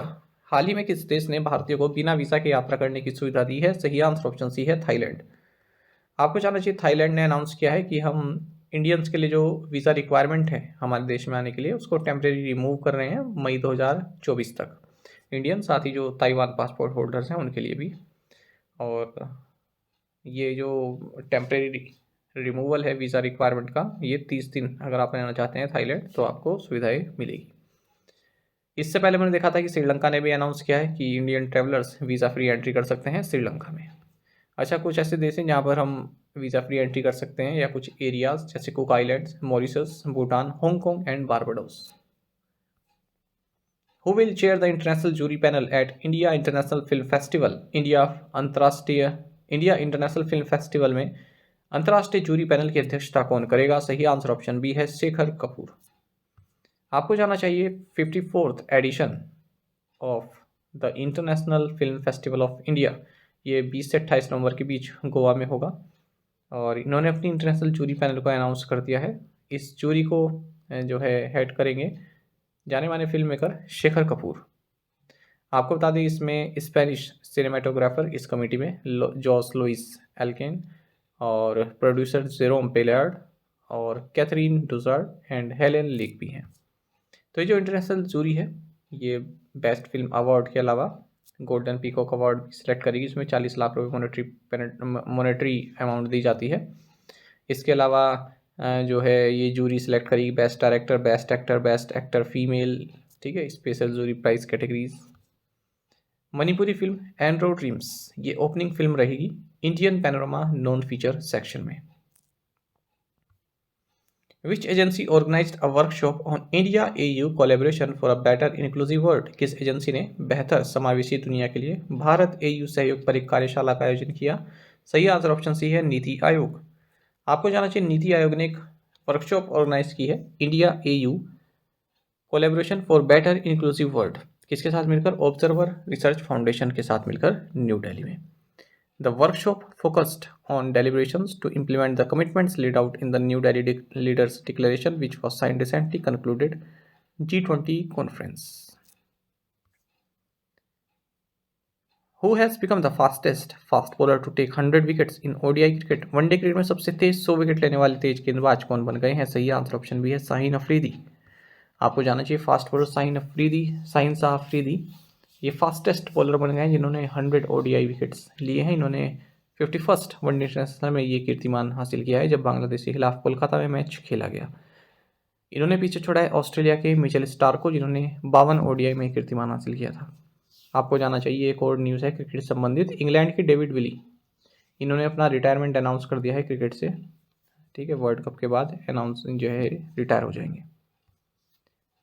In which dictionary has the word baseball related to cricket been added recently? हाल ही में क्रिकेट संबंधित बेसबॉल शब्द किस शब्दकोश में जोड़ा गया है? सही आंसर ऑप्शन ए है कॉलिंस। आपको जानना चाहिए कि हाल ही में जो कॉलिंस इंग्लिश डिक्शनरी है इसने बेसबॉल को अपने शब्दकोश में वोकेबलरी लिस्ट में ऐड कर लिया है। बेसबॉल कहते हैं कि जो इंग्लैंड मेंस क्रिकेट टीम का जो अटैकिंग ब्रांड ऑफ क्रिकेट है, ठीक है, अटैकिंग जो उनका रवैया है क्रिकेट खेलने का, अंडर कोच ब्रैंडम मैकुलम, जब से मैकुलम उनके कोच बने उसके बाद से, तो उसे बोलते हैं बेसबॉल। तो डिक्शनरी में इस तरह से लिखा गया है कि बेसबॉल ये एक नाउन है, a style of test cricket in which the batting side plays in an highly aggressive manner, यानी कि टेस्ट मैच में जो है हाईली एग्रेसिव मैनर में खेलते हैं। हम देखते हैं ना कि टेस्ट मैच आराम आराम से चलता है, पर ये एग्रेसिव तरीके से खेलते हैं, तो ये सब दिया गया है। तब इनके कोच ब्रैंडम मैकुलम रहे। ब्रैंडम मैकुलम का निकनेम बेस है, तो वहीं से नाम दिया गया है बेसबॉल। पहली बार ये शब्द किसने दिया था? ESPN क्रिक इन्फो यूके के एडिटर एंड्रयू मिलर ने पॉडकास्ट में, जब इंग्लैंड वर्सेस न्यूजीलैंड सीरीज चल रही थी तब। Which drone company has recently received certification from director general of civil aviation? हाल ही में किस ड्रोन कंपनी को नागरिक उड्डयन महानिदेशालय से प्रमाणन प्राप्त हुआ है? सही आंसर ऑप्शन डी है, थ्रोटल एरोस्पेस सिस्टम्स। आपको जानना चाहिए Ratan India enterprises company, throttle aerospace systems, इन्होंने अपने ड्रोन प्रोडक्ट DOPO के लिए टाइप सर्टिफिकेशन प्राप्त कर लिया है। किससे? Director general of civil aviation से। जो DOPO है ये एक मल्टीपर्पज ड्रोन है, और इस टाइप सर्टिफिकेशन के साथ अब ये कहीं पर भी डिप्लॉय किया जा सकता है इंडस्ट्री में, like survey, mapping, inspection along with agriculture surveillance and disaster management. Which Indian crime drama series has been awarded the best Asian TV series at Busan International film festival in south Korea? दक्षिण Korea में Busan film महोत्सव में किस भारतीय नाटक श्रृंखला को सर्वश्रेष्ठ एशियाई टीवी श्रृंखला का पुरस्कार दिया गया? सही आंसर ऑप्शन ए है, स्कूप। देखिए, हंसल मेहता की एक ड्रामा सीरीज है स्कूप, नेटफ्लिक्स पर ये आई थी। इसे बेस्ट एशियन टीवी सीरीज बताया गया है। Asia contents awards and global OTT awards 2023, जो कि बुसान साउथ कोरिया में हुआ है। बुसान शहर याद रखिएगा, साउथ कोरिया में। एक बार एग्जाम में क्वेश्चन पूछा गया था, बुसान पोर्ट कहाँ पर है? पोर्ट सिटी है ना ये, पोर्ट कहाँ पर है? तो सही आंसर साउथ कोरिया। तो इस ड्रामा सीरीज में करिश्मा तन्ना है लीडिंग रोल में, इन्हें बेस्ट एक्ट्रेस का अवार्ड दिया गया है। और ये जो पूरी सीरीज है ये किससे इंस्पायर्ड है? जिग्ना बोरा की बुक है behind bars in Byculla, my days in prison. Which state government launch Rozgar Prayag portal? किस राज्य सरकार ने रोजगार प्रयाग पोर्टल लॉन्च किया? सही आंसर ऑप्शन सी है, उत्तराखंड। आपको जानना चाहिए उत्तराखंड के CM है पुष्कर सिंह धामी, इन्होंने रोजगार प्रयाग पोर्टल लॉन्च किया है उत्तराखंड यूथ महोत्सव 2023 प्रोग्राम के दौरान, जो कि देहरादून में आयोजित किया गया। The portal has been developed by the government for the youth with the aim of providing employment opportunities in the state on a single portal. Uttarakhand की बात करते हैं, गवर्नर गुरमीत सिंह है, 2 कैपिटल है, देहरादून विंटर है, गैरसैंण समर कैपिटल है। Which company has acquired Reliance naval and engineering? किस कंपनी रिलायंस नेवल एंड इंजीनियरिंग का अधिग्रहण किया है? सही आंसर ऑप्शन सी है, स्वान एनर्जी। आपको जानना चाहिए स्वान एनर्जी ने अपने special purpose vehicle hassle infra के जरिए 231 करोड़ रुपए पे करके रिलायंस नेवल एंड इंजीनियरिंग को एक्वायर कर लिया है। तो ये जो स्वान ग्रुप है मुंबई बेस्ड एक ग्रुप है।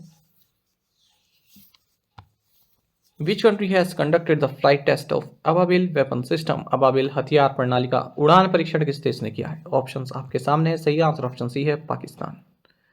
आपको जानना चाहिए पाकिस्तान ने सक्सेसफुली अबाबिल वेपन सिस्टम का फ्लाइट टेस्ट किया है, साथ ही इसने गौरी वेपन सिस्टम का भी फ्लाइट टेस्ट किया है। तो ये दोनों वेपन सिस्टम है पाकिस्तान के।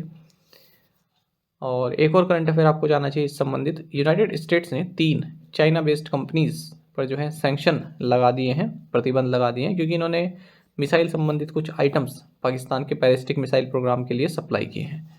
तो ये 3 कंपनीज आप देख भी सकते हैं, जनरल टेक्नोलॉजी लिमिटेड, बीजिंग लो टेक्नोलॉजी डेवलपमेंट और चांगजो यूटेक कंपोजिट कंपनी। पाकिस्तान की बात करते हैं, प्रेसिडेंट आरिफ अलवी हैं, यहाँ के care taker prime minister Anwarul हक अकर हैं, कैपिटल इस्लामाबाद है, करेंसी पाकिस्तानी रुपी है। How many members are there in the steering committee of the International Competition Network ICN of which India has become a member?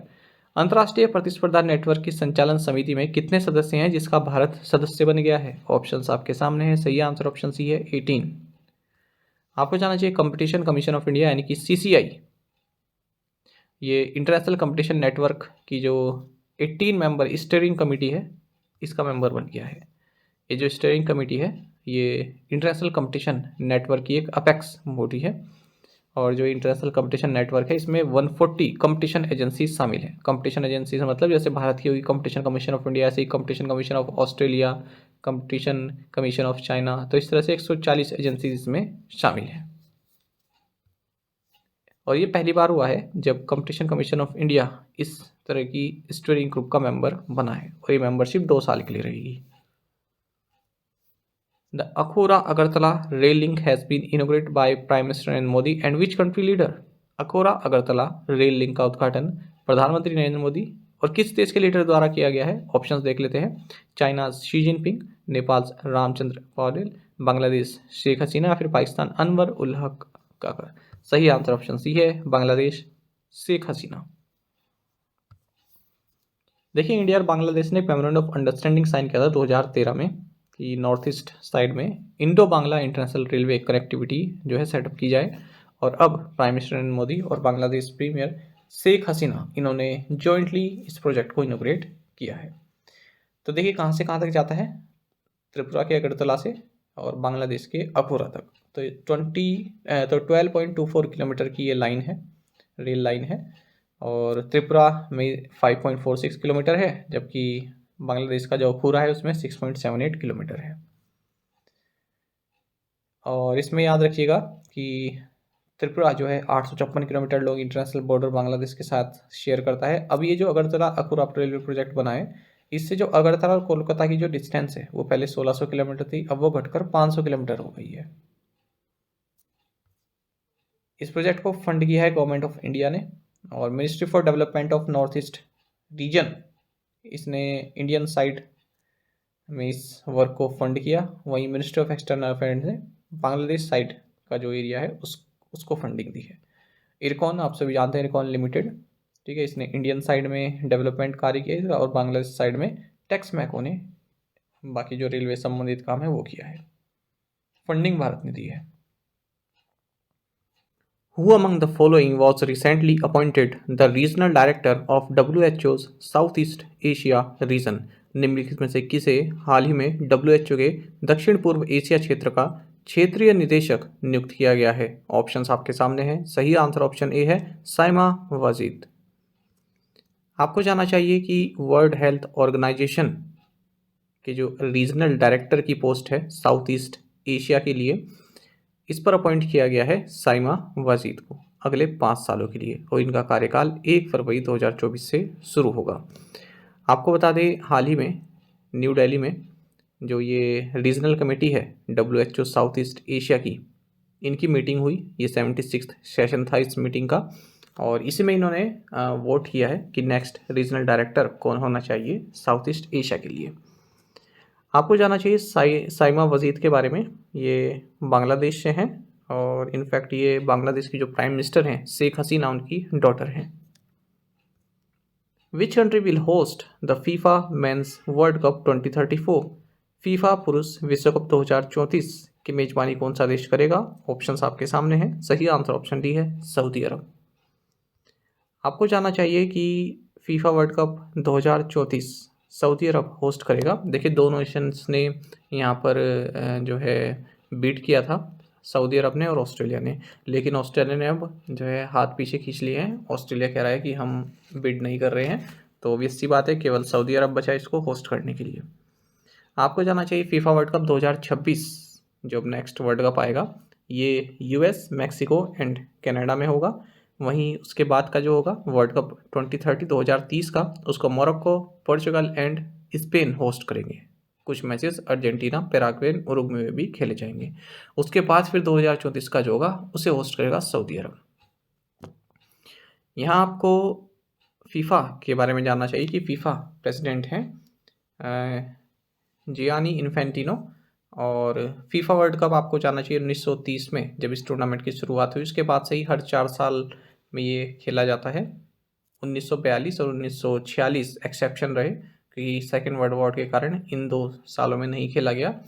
और फिलहाल जो मौजूदा चैंपियन है ये अर्जेंटीना की टीम है, जिन्होंने 2022 में टूर्नामेंट जीता। In which cricket stadium was the statue of great cricket player Sachin Tendulkar unveiled? महान क्रिकेट खिलाड़ी सचिन तेंदुलकर की प्रतिमा का अनावरण किस क्रिकेट स्टेडियम में किया गया? ऑप्शंस आपके सामने हैं, सही आंसर ऑप्शन बी है वानखेड़े स्टेडियम। आपको जानना चाहिए कि मुंबई के वानखेड़े स्टेडियम में सचिन तेंदुलकर का एक स्टैचू इस्टेब्लिश किया गया है, इन्होंने खुद इसका अनावरण किया है। तेंदुलकर साल 2013 में रिटायर हुए थे जब इन्होंने वेस्ट इंडीज के खिलाफ वानखेड़े में ही टेस्ट खेला था। आपको जानना चाहिए तेंदुलकर इंटरनेशनल क्रिकेट के लीडिंग रन स्कोरर हैं अक्रॉस ऑल फॉर्मेट्स। 34,357 रन से इनके पास 664 मैचेस खेले हैं, इंक्लूडिंग 100 इनकी 100 से, मतलब 100 बनाए हुए हैं इन्होंने, 100 total 100। Who inaugurated the second edition of world food India 2023? World food India 2023 के दूसरे संस्करण का उद्घाटन किसने किया? ऑप्शंस आपके सामने हैं, सही आंसर ऑप्शन सी है Narendra Modi.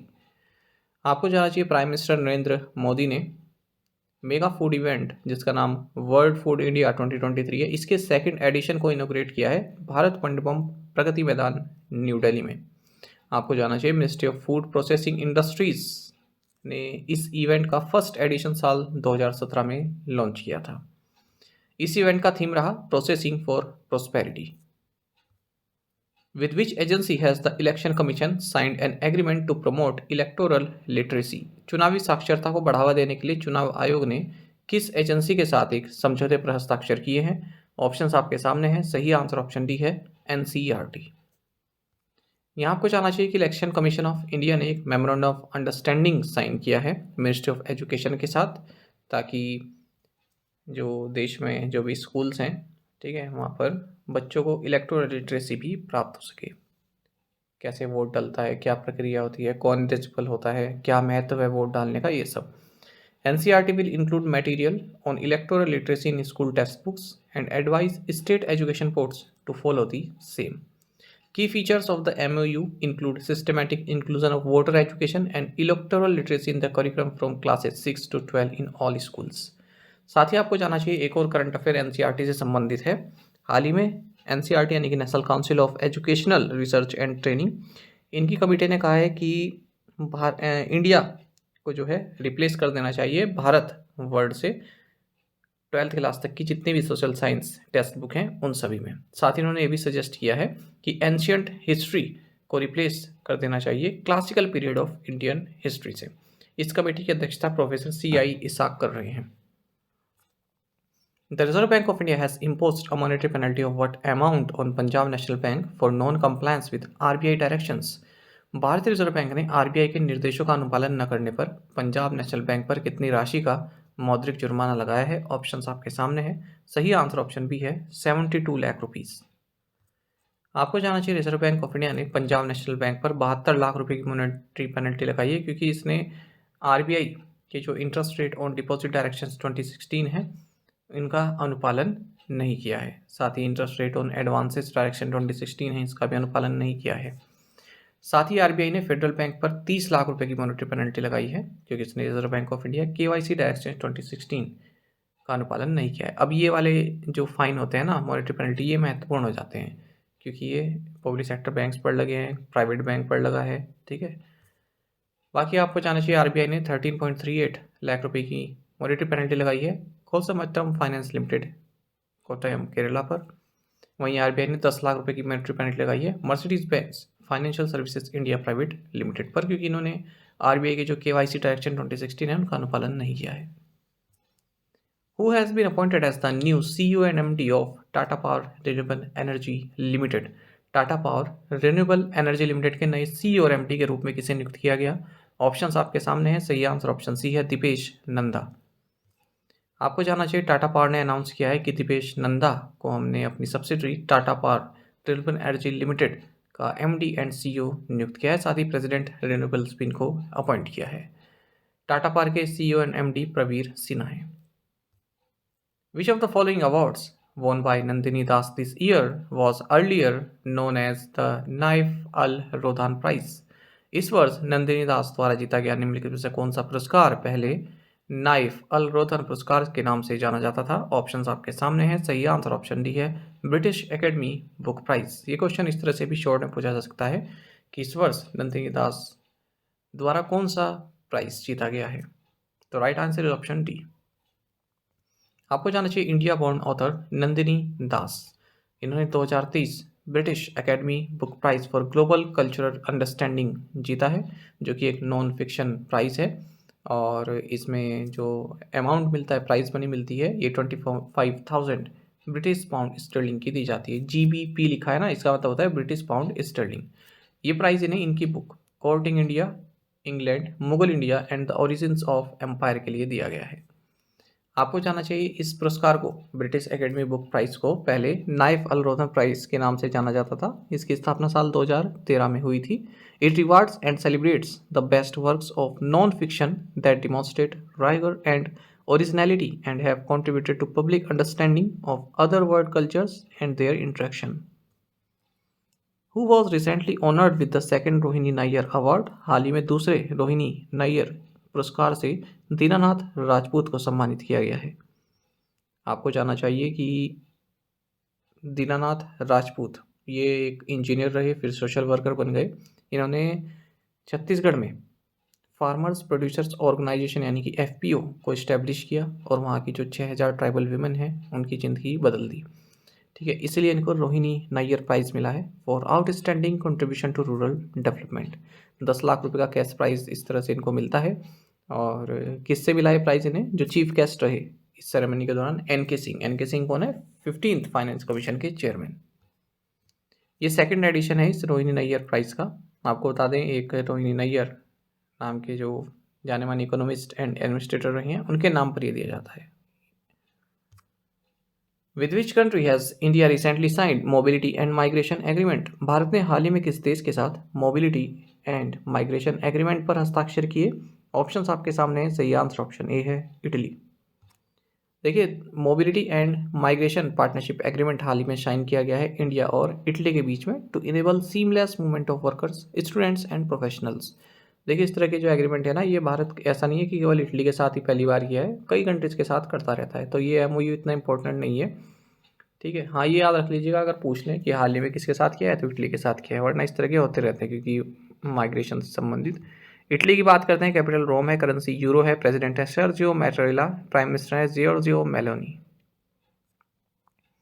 Sarbananda Sonowal flagged of the first international cruise liner in India Costa Serena from which city. Sarbananda Sonowal ने भारत के पहले अंतर्राष्ट्रीय क्रूज लाइनर कोस्टा सेरेना को किस शहर से हरी झंडी दिखाई? सही आंसर ऑप्शन बी है, मुंबई। आपको जानना चाहिए union minister of port, shipping and waterways and Ayush Sarbananda Sonowal, इन्होंने कोस्टा सेरेना जो कि फर्स्ट इंटरनेशनल क्रूज लाइनर है भारत में, इसे हरी झंडी दिखाई है मुंबई से। तो ये एक वेसल है और इटली का वेसल है, ये इटालियन फ्लैग्ड शिप है और इसको बनाया है फिनकैंटेरी ने।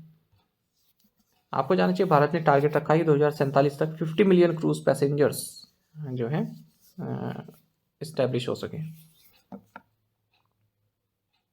मतलब इतनी यात्रा कर सके 50 मिलियन क्रूज पैसेंजर्स।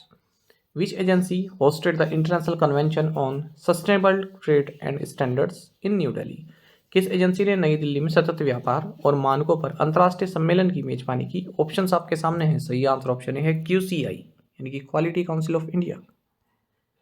आपको जानना चाहिए क्वालिटी काउंसिल ऑफ इंडिया ने हाल ही में न्यू दिल्ली में international convention on sustainable trade and standards को होस्ट किया है। Quality council of India ministry of commerce and industry के तहत आने वाले department of promotion of industry and international trade के तहत एक ऑटोनोमस ऑर्गेनाइजेशन है। इसको ऑर्गेनाइज किया गया है, जो ये सबमिट हुई है, India national platform on private sustainability standards और QCI के द्वारा। किसके साथ मिलकर? United Nations forum on sustainability standards के साथ मिलकर। इस इवेंट में एक बायलैटरल एग्रीमेंट भी साइन हुआ QCI और African organisation for standardisation ARSO के बीच में। DRDO organized the 18th International Workshop on High Energy and Special Materials in which city?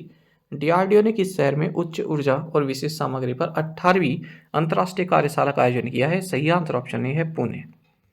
आपको जानना चाहिए DRDO यानी कि defence research and development organisation, इनकी एक लैब है जिसका नाम है high energy material research laboratory, ये पुणे में है। इसने हाल ही में international workshop on high energy and special materials का 18th edition Tomsk state university and federal research and production centre Russia के साथ मिलकर पुणे स्थित doctor APJ Abdul Kalam DRDO golden jubilee auditorium में आयोजित किया। इस वर्कशॉप को इनोग्रेट किया गया है DRDO के chairman doctor Sameer V Kamat के द्वारा। आपको जानना चाहिए पहली बार ये जो वर्कशॉप है भारत में ऑर्गेनाइज की गई है। इसका थीम रहा emerging trends in high energy and special materials. आपको बता दें ये इंटरनेशनल वर्कशॉप जो है 2004 में शुरू हुई थी, उसके बाद से रेगुलरली इसको रशिया में ऑर्गेनाइज किया जाता है। M&M Financial Services has signed a co-lending partnership with which bank to offer credit solutions to the NBFC's customers. M&M financial services ने NBFC के ग्राहकों को क्रेडिट समाधान प्रदान करने के लिए किस बैंक के साथ सह उधार साझेदारी पर हस्ताक्षर किए? ऑप्शंस आपके सामने है। सही आंसर ऑप्शन बी है, स्टेट बैंक ऑफ इंडिया। आपको जानना चाहिए M&M फाइनेंशियल सर्विसेज ने एक को-लेंडिंग पार्टनरशिप साइन की है स्टेट बैंक ऑफ इंडिया के साथ to offer affordable solutions to the NBFC's customer. आप सभी जानते हैं को-लेंडिंग पार्टनरशिप मतलब एक कोई बैंक और एक NBFC दोनों मिलकर लोन प्रोवाइड कराते हैं, लैंडिंग प्रोवाइड कराते हैं। किसी को 100 रुपये का लोन चाहिए तो 80 रुपये बैंक ने दे दिए और 20 रुपये जो है NBFC ने दे दिए। तो इस तरह से एक बेसिक है जो ये को-लेंडिंग पार्टनरशिप कार्य करती है। बाकी आप जानते हैं कि स्टेट बैंक ऑफ इंडिया का बोर्ड ऑफ डायरेक्टर्स देखें अगर दिनेश कुमार खारा चेयरमैन है। फिलहाल 3 मैनेजिंग डायरेक्टर हैं, CS शेट्टी, अश्विनी कुमार तिवारी और आलोक कुमार चौधरी। NBFC की ना रीच काफ़ी अच्छी होती है और बैंक के पास पैसा देने के लिए काफ़ी होता है ना, तो एक कॉम्बिनेशन बन जाता है को-लेंडिंग में। Department of chemicals and petrochemicals organised which edition of ICC sustainability conclave 2023 in New Delhi. रसायन और पेट्रोकेमिकल्स विभाग ने नई दिल्ली में ICC सस्टेनेबिलिटी कॉन्क्लेव 2023 के किस संस्करण का आयोजन किया? सही आंसर ऑप्शन सी है, 5th। आपको जाना चाहिए department of chemicals and petrochemicals, ministry of chemicals and fertilizers and India chemical council ICC, इन्होंने 5th edition of ICC sustainability conclave 2023 का आयोजन किया है। इसका थीम रहा integrating sustainability and business strategy for the chemical industry addressing challenges and opportunities. Union minister for chemical and fertilizer Mansukh Mandaviya है। Union minister of state for chemical and fertilizers Bhagwanth Khuba है। दिल्ली में ही हुई है ऑर्गेनाइज ना, ये भी लिख लीजिएगा।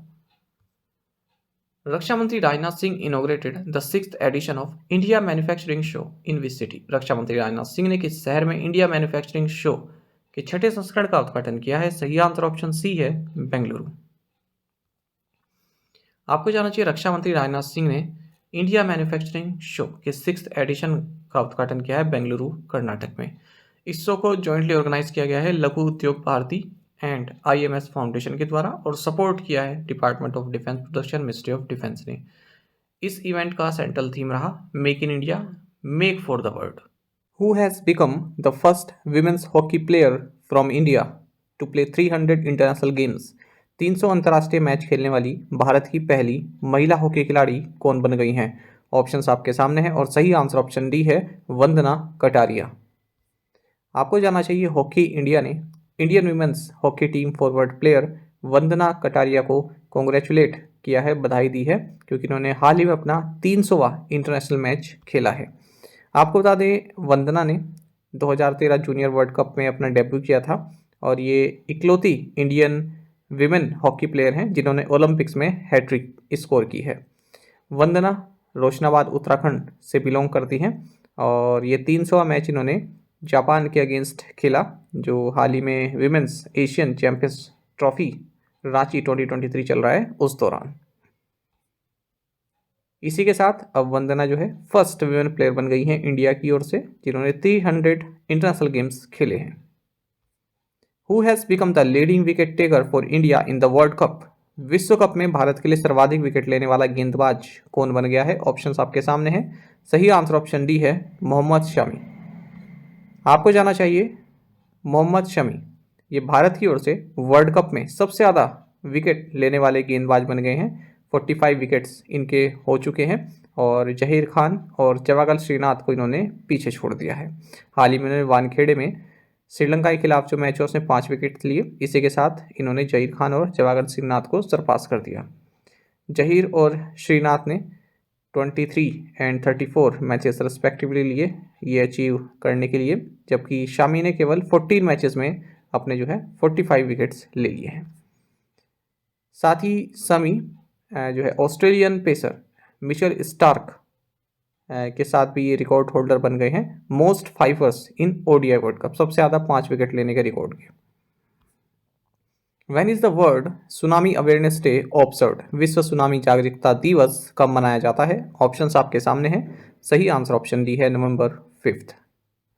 देखिए, आपको जाना चाहिए दिसंबर 2015 में यूनाइटेड नेशन जनरल असेंबली ने ये डिसाइड किया कि 5 नवंबर को वर्ल्ड सुनामी अवेयरनेस डे मनाया जाएगा।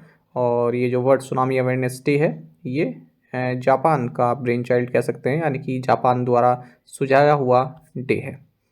इस साल वर्ल्ड सुनामी अवेयरनेस डे का थीम रहेगा fighting inequality for a resilient future. आपको जानना चाहिए कि सुनामी दो जापानीज वर्ड से बना है, सू जिसका मतलब हार्बर है और नामी जिसका मतलब वेव है। तो सुनामी इनॉर्मस वेव्स की एक सीरीज होती है जो कि अंडर वाटर क्रिएट होती है। कारण बहुत कुछ हो सकते हैं, अर्थक्वेक्स भी हो सकते हैं, volcanic eruption, submarine landslides, coastal rock falls, तो ये सभी कारण हैं जिसके कारण सुनामी आती है। अच्छा, जब भी डिजास्टर की बात होती है तो सेंडाई फ्रेमवर्क आप याद रखेंगे, काफ़ी महत्वपूर्ण है। Sendai framework for disaster risk reduction 2015-2030। तो इसमें 7 टारगेट्स एंड 4 प्रायोरिटीज़ हैं ताकि एग्जिस्टिंग जो डिजास्टर रिस्क है या फिर कोई नई डिजास्टर रिस्क है उससे कैसे बचा जा सके। तो 3rd UN world conference on disaster risk reduction ये सेंडाई जापान में हुई थी 18 मार्च 2015 को। तो उसी के नाम से आया है Sendai framework for disaster risk reduction. Which university which launch its on satellite in India? Bharat में कौन सा विश्वविद्यालय अपना उपग्रह लॉन्च करेगा? ऑप्शंस आपके सामने हैं। सही आंसर ऑप्शन बी है अलीगढ़ मुस्लिम यूनिवर्सिटी। आपको जाना चाहिए अलीगढ़ मुस्लिम यूनिवर्सिटी ने अपने एक एम्बिशियस स्पेस प्रोग्राम पर कार्य शुरू कर दिया है और इसके लिए इन्हें Indian national space promotion and authorisation centre यानी कि इन स्पेस से अप्रूवल भी मिल गया है। इन स्पेस जो है department of space government of India के तहत कार्य करता है। तो इस प्रोजेक्ट में जो अलीगढ़ मुस्लिम यूनिवर्सिटी है ये एक सैटेलाइट बना रही है SSAMU सेट, तो इसको लॉन्च किया जाएगा। और अलीगढ़ मुस्लिम यूनिवर्सिटी के जो फाउंडर है सर सैयद अहमद खान, इन्हीं के नाम पर है ये। जो SSAMU सेट है ये एक नैनो सैटेलाइट प्रोजेक्ट है जो नवंबर 2021 में शुरू हुआ था AMU रोबो क्लब के तहत। The satellite is a 3U CubeSat with multiple objectives which include the study of economic growth in India's poorest districts using satellite imagery and the implementation of an in-house developed image compression technology for faster multimedia transmission. What is the IMF's forecast for global growth in 2024? 2024 में वैश्विक विकास के लिए IMF का पूर्वानुमान क्या है? सही answer option C है 2.9%। आपको जाना चाहिए IMF यानी कि इंटरनेशनल मॉनेटरी फंड ने हाल ही में लेटेस्ट इकोनॉमिक प्रोजेक्शंस रिलीज़ किए हैं और बताया है कि ग्लोबल ग्रोथ जो है ये 2023 में 3% रहने वाली है और लेकिन 2024 में ये डिक्लाइन हो जाएगी, 2.9% रहेगी। तो ये IMF की रिपोर्ट है, इसका नाम है नेविगेटिंग ग्लोबल डाइवर्जेंसेस रिपोर्ट। तो इसमें बताया कि ग्लोबल इन्फ्लेशन ये भी डिक्रीज होएगी, 8.7% 2022 में रही, 6.9% 2023 में और 2024 में 5.8% रहेगी। इससे पहले आगे बढ़े, देखिए ये क्वेश्चन हमने कराया था आपको 12 अक्टूबर को, असाइनमेंट क्वेश्चन है। इसमें सिक्किम में जो फ्लड आई थी उससे संबंधित ही क्वेश्चन था। ठीक है, GLOF तो पूरी फुल फॉर्म आपसे पूछी थी मैंने असाइनमेंट क्वेश्चन में। और एग्जाम में क्या आया, एग्जाम में आपको GLOF में O का मतलब बताना था। तो जब आपको फुल फॉर्म याद होगी तभी आप बता पाएंगे। तो ग्लेशियर लेक आउटबर्स्ट फ्लड, ठीक है, इस तरह के क्वेश्चन ना असाइनमेंट क्वेश्चन से पहले भी जब से करंट अफेयर हमने शुरू की है 2.5-3 साल से, तब से कुछ ना कुछ हमारा ऐसा हिट जरूर जाता है असाइनमेंट क्वेश्चन से जो आपको बहुत मुश्किल से कहीं और मिलेगा। ठीक है, और हमारे यहाँ से आपको ज़रूर मिलेगा। ठीक है, पर आप लोग तब भी इतना पार्टिसिपेट नहीं करते असाइनमेंट क्वेश्चन आंसर में। अब देखिए जिन्होंने किया होगा ना उनका कॉन्फिडेंस देखना आप कितना बड़ा होगा। जो ये पढ़ के गए थे उन्होंने देख लिया था कि हाँ ऐसा कुछ कराया हुआ है एग्जाम पॉइंट में, एक अलग ही कॉन्फिडेंस आता है। तो इसलिए मैं आपको कहता हूँ कि असाइनमेंट क्वेश्चंस के आंसर आप जरूर किया कीजिए, कमेंट में भी किया कीजिए और उन्हें पढ़कर भी जाया कीजिए। 12 अक्टूबर को कराया था ये और IBPS PO मेंस में पूछा गया।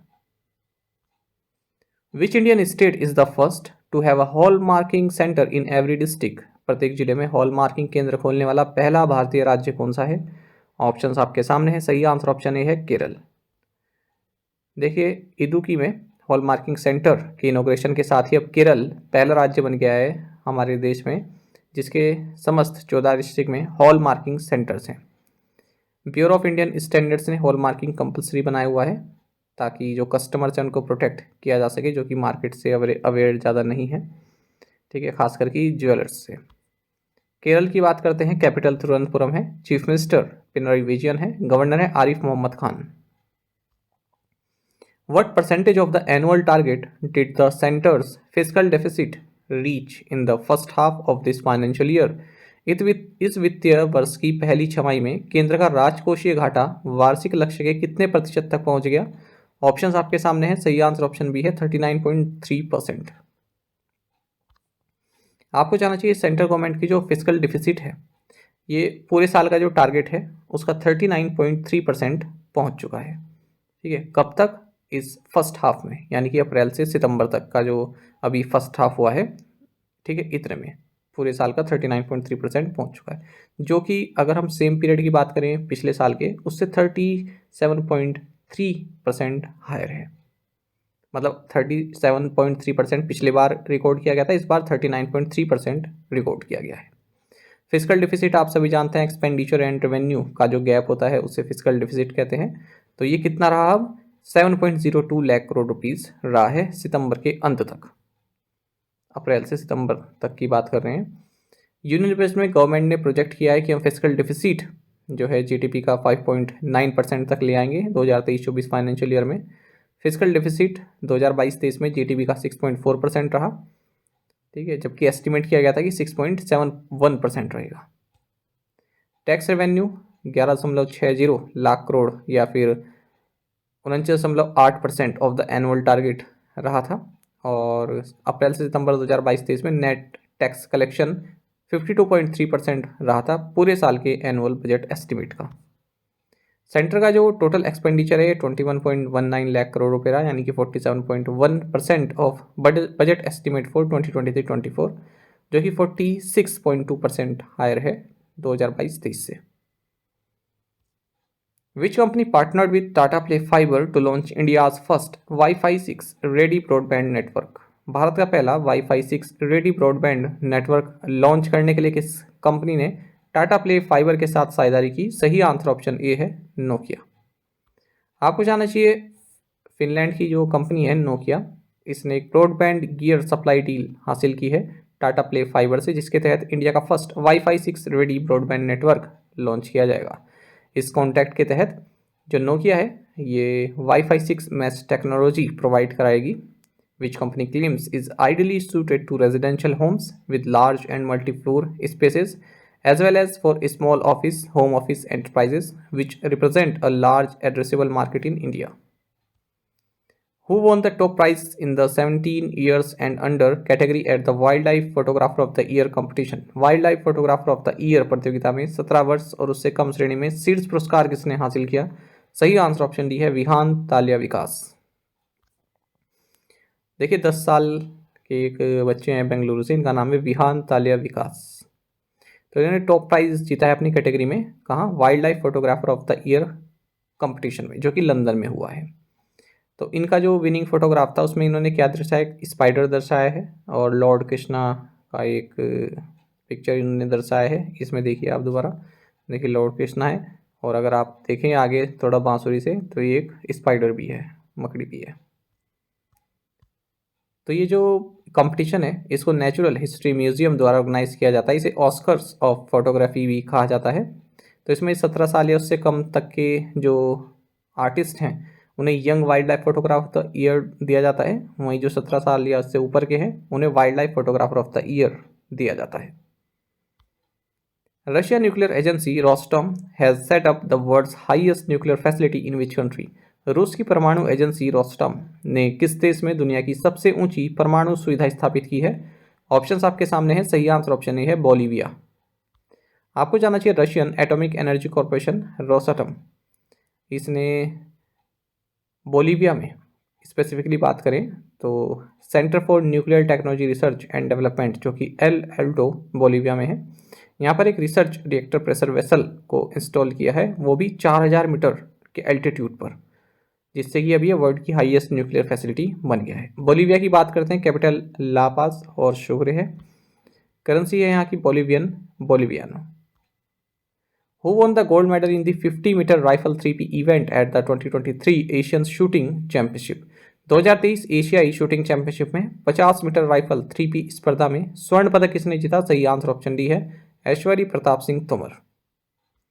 आपको जानना चाहिए इंडियन राइफल शूटर ऐश्वर्य प्रताप सिंह तोमर, इन्होंने गोल्ड मेडल जीता है एशियन शूटिंग चैंपियनशिप 2023 जो कि चांगवॉन रिपब्लिक ऑफ कोरिया में हुआ है। Aishwary Pratap Singh Tomar most successful Indian shooter रहे इन एशियन गेम्स 2023 में, हमने पढ़ा भी था इनके बारे में। ठीक है, 4 मेडल्स इन्होंने जीते थे। तो इन्होंने यहाँ पर 50 मीटर राइफल 3 पोजीशन इवेंट में गोल्ड हासिल किया है। 2023 एशियन शूटिंग चैंपियनशिप की बात करें तो ये 15th एडिशन था इस चैंपियनशिप का। चाइना ने मेडल टैली को टॉप किया है, 76 मेडल चाइना ने जीते हैं, जिनमें 33 गोल्ड हैं। भारत की बात करें, भारत ने 55 मेडल जीते हैं, 21 गोल्ड, 21 सिल्वर और 13 bronze. GST revenue collection for October 2023 is the second highest ever after which month of 2023? अक्टूबर 2023 के लिए GST राजस्व संग्रह 2023 के किस महीने के बाद दूसरा सबसे अधिक है? ऑप्शंस आपके सामने है, सही आंसर ऑप्शन सी है, अप्रैल। आपको जानना चाहिए जो GST रेवेन्यू कलेक्ट हुआ है अक्टूबर 2023 में, ये 1,72,003 करोड़ रुपए का है, जिसमें से 30,000 के लगभग 30,000 करोड़ के लगभग CGST है, 38,000 के लगभग SGST, 91,000 के लगभग IGST है और 12,000 के लगभग 12,000 करोड़ के आसपास सेस है। तो आपको बता दें ये 2023 में ये मतलब ये अब तक का सेकंड हाईएस्ट कलेक्शन है और हाईएस्ट कब प्राप्त हुआ था? अप्रैल में। ठीक है, और आपको जानना चाहिए गवर्नमेंट ने जो है 42,873 करोड़ रुपए CGST सेटल किया है, 36,614 करोड़ रुपए SGST सेटल किया है। ठीक है, बाकी ये सब इतना महत्वपूर्ण नहीं है, ऊपर वाला जो पैराग्राफ है महत्वपूर्ण है। और ये आपको जानना चाहिए कि जो ग्रोस GST रेवेन्यू है अक्टूबर 2023 के लिए, ये सेम मंथ में पिछले साल से 13% ज़्यादा है। During the month revenue from domestic transactions is also 13% higher than the revenues from these sources during the same month last year. Average growth monthly GST collection in the fiscal 2023-24 now stands at ₹1.66 lakh crore.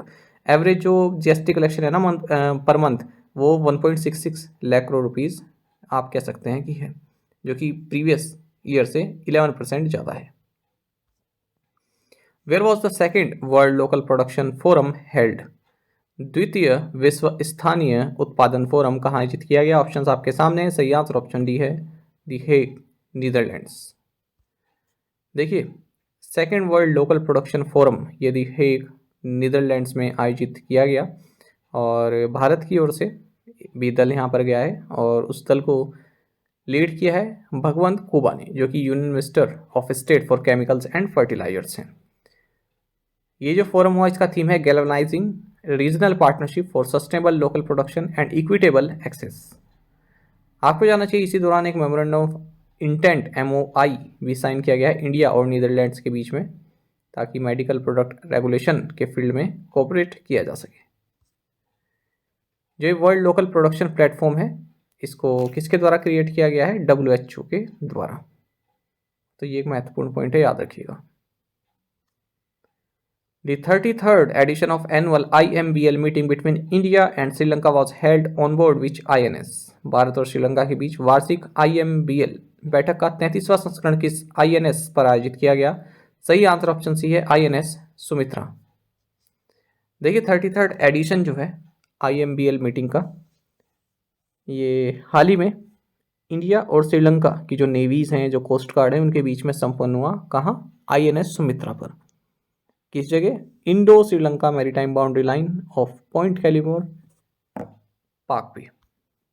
तो Indian delegation को यहाँ पर head किया गया है रवि कुमार ढींगरा, जो कि flag officer commanding Tamil Nadu and Puducherry Naval area है।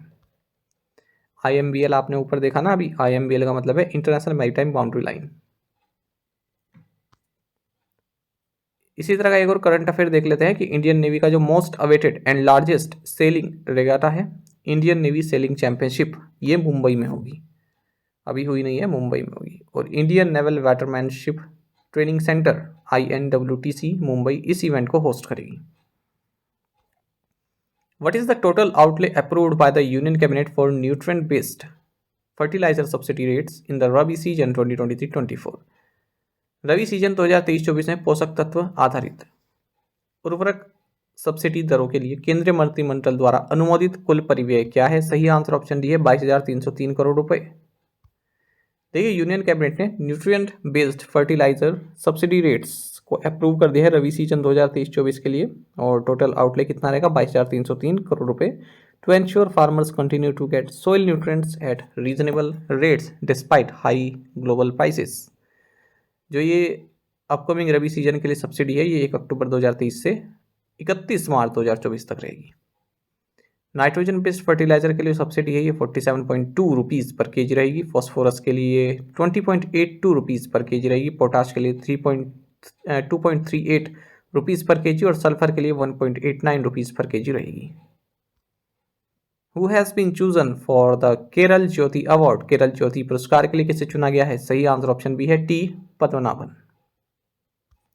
देखिए, जाने माने राइटर टी पद्मनाभन, इन्हें केरल ज्योति अवार्ड दिया गया है।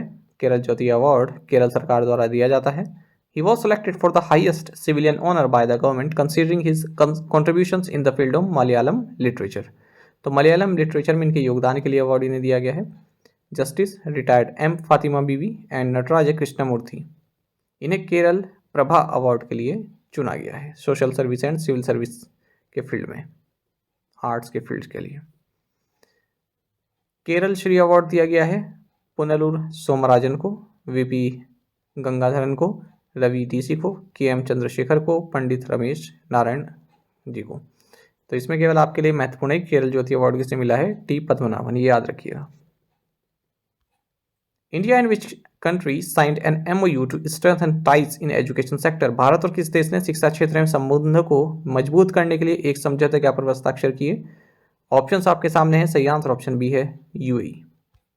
देखिए, union education minister Dharmendra Pradhan और इनके UAE काउंटर पार्ट यानी कि UAE के जो एजुकेशन मिनिस्टर हैं अहमद अल फलासी, इन्होंने एक MOU साइन किया है ताकि दोनों ही देश जो एजुकेशनल कोऑपरेशन है इन दोनों के बीच में उसे और मजबूत कर सकें। The MOU aims at facilitating student and faculty mobility, joint research programs, designing courses, organizing and participation in conferences, lectures, symposia, courses, scientific and educational exhibitions in areas of mutual interest held in both countries. The 7th edition of Ganga Utsav was organized by National Mission for Clean Ganga in which city? Ganga उत्सव का 7वां संस्करण राष्ट्रीय स्वच्छ Ganga mission द्वारा किस शहर में आयोजित किया गया? ऑप्शंस आपके सामने हैं, सही आंसर ऑप्शन सी है न्यू दिल्ली। आपको जानना चाहिए कि गंगा उत्सव का 7वां एडिशन ये national mission for clean Ganga द्वारा न्यू दिल्ली में ऑर्गेनाइज किया गया है और इसे इनोग्रेट किया है देवाश्री मुखर्जी, जो कि सेक्रेटरी हैं department of water resources, river development and Ganga rejuvenation, ministry of Jal Shakti में। साथ ही NMCG यानी कि national mission for clean Ganga के director general G Ashok Kumar के द्वारा। साथ ही जो 2nd एडिशन है गंगा पुस्तक परिक्रमा का, इसको भी लॉन्च किया गया है। गंगा पुस्तक परिक्रमा ये 3 मंथ चलने वाली एक जर्नी है जो कि गंगोत्री से शुरू होगी 7 नवंबर 2023 को और उन सभी सिटीज़ एंड टाउन्स से गुजरेगी जहाँ पर रिवर गंगा बहती है। उत्तरकाशी, ऋषिकेश, हरिद्वार, बिजनौर, मेरठ, अलीगढ़, फरुखाबाद, कानपुर, प्रयागराज, मिर्ज़ापुर, वाराणसी, छपरा, पटना, बेगूसराय, सुल्तानगंज, भागलपुर, साहिबगंज, बहरामपुर, कोलकाता और हल्दिया। और कहाँ पर एंड होगी ये जर्नी? गंगा सागर में 11 जनवरी 2024 को। तो ये एक महत्वपूर्ण है, आपके दोनों ही क्वेश्चन महत्वपूर्ण है, ये याद रखिएगा बस कि कहाँ से शुरू होगी? गंगोत्री से गंगा सागर तक, ठीक है। और 3 महीने की ये जर्नी होने वाली गंगा पुस्तक परिक्रमा, 2nd एडिशन है इसका। विच कंट्री वोन 2023 विमेंस एशियन चैंपियंस ट्रॉफी? 2023 महिला एशियाई चैंपियंस ट्रॉफी किस देश ने जीती? ऑप्शंस आपके सामने हैं और सही आंसर ऑप्शन ए है इंडिया। आपको जानना चाहिए इंडियन विमेंस हॉकी टीम ने जापान को फाइनल में 4-0 से हराकर एशियन चैंपियंस ट्रॉफी अपने नाम कर ली है।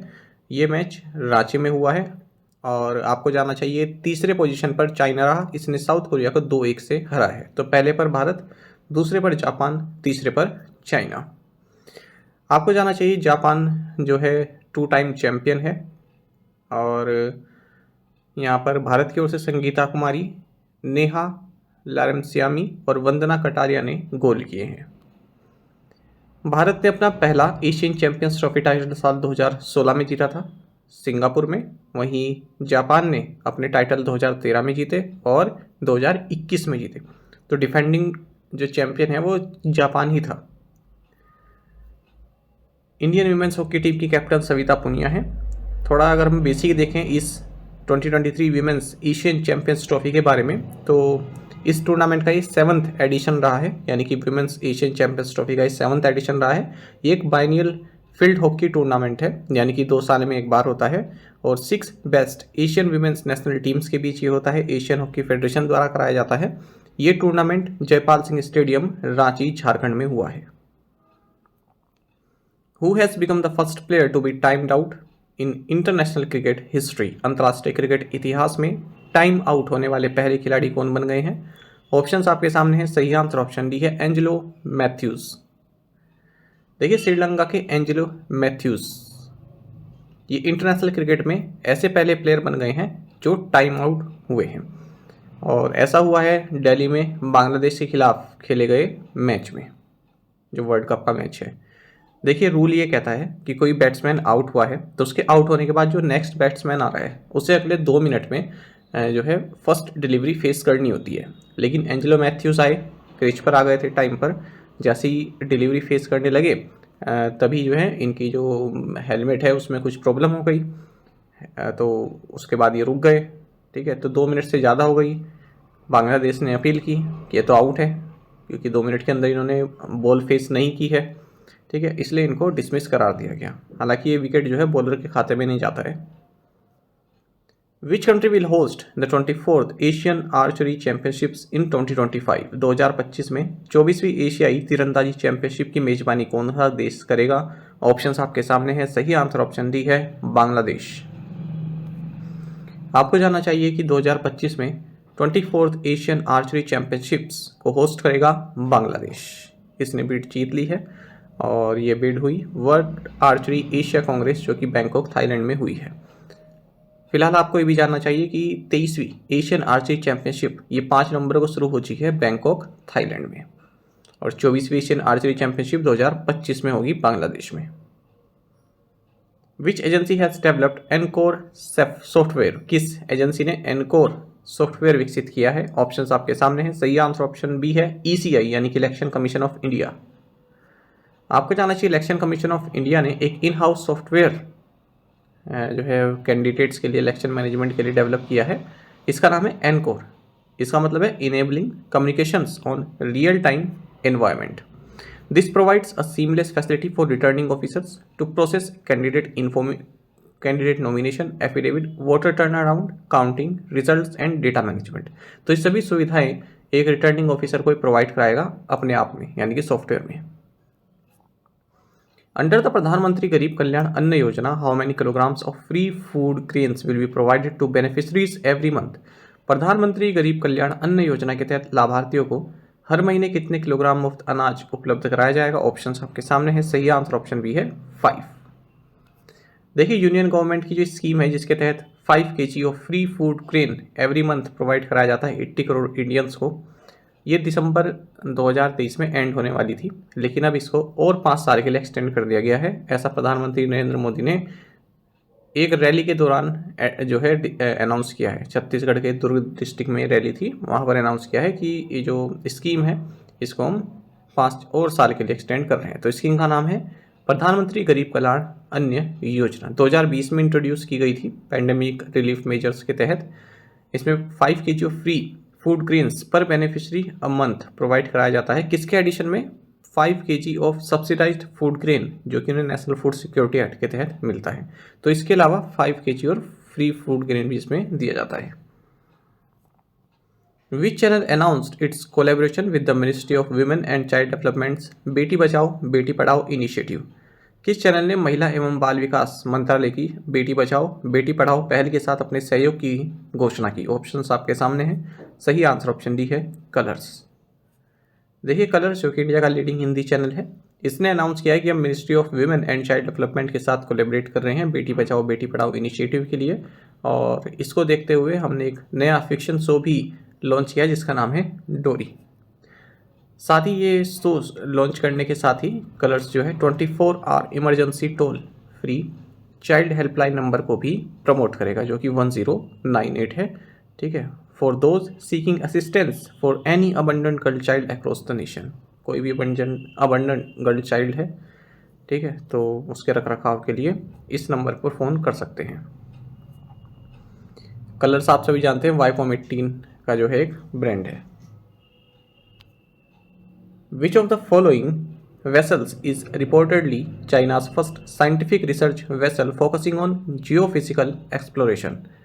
निम्नलिखित में से कौन सा जहाज भूभौतिकीय अन्वेषण पर केंद्रित चीन का पहला वैज्ञानिक अनुसंधान जहाज है? ऑप्शंस आपके सामने है, सही आंसर ऑप्शन बी है शियान 6।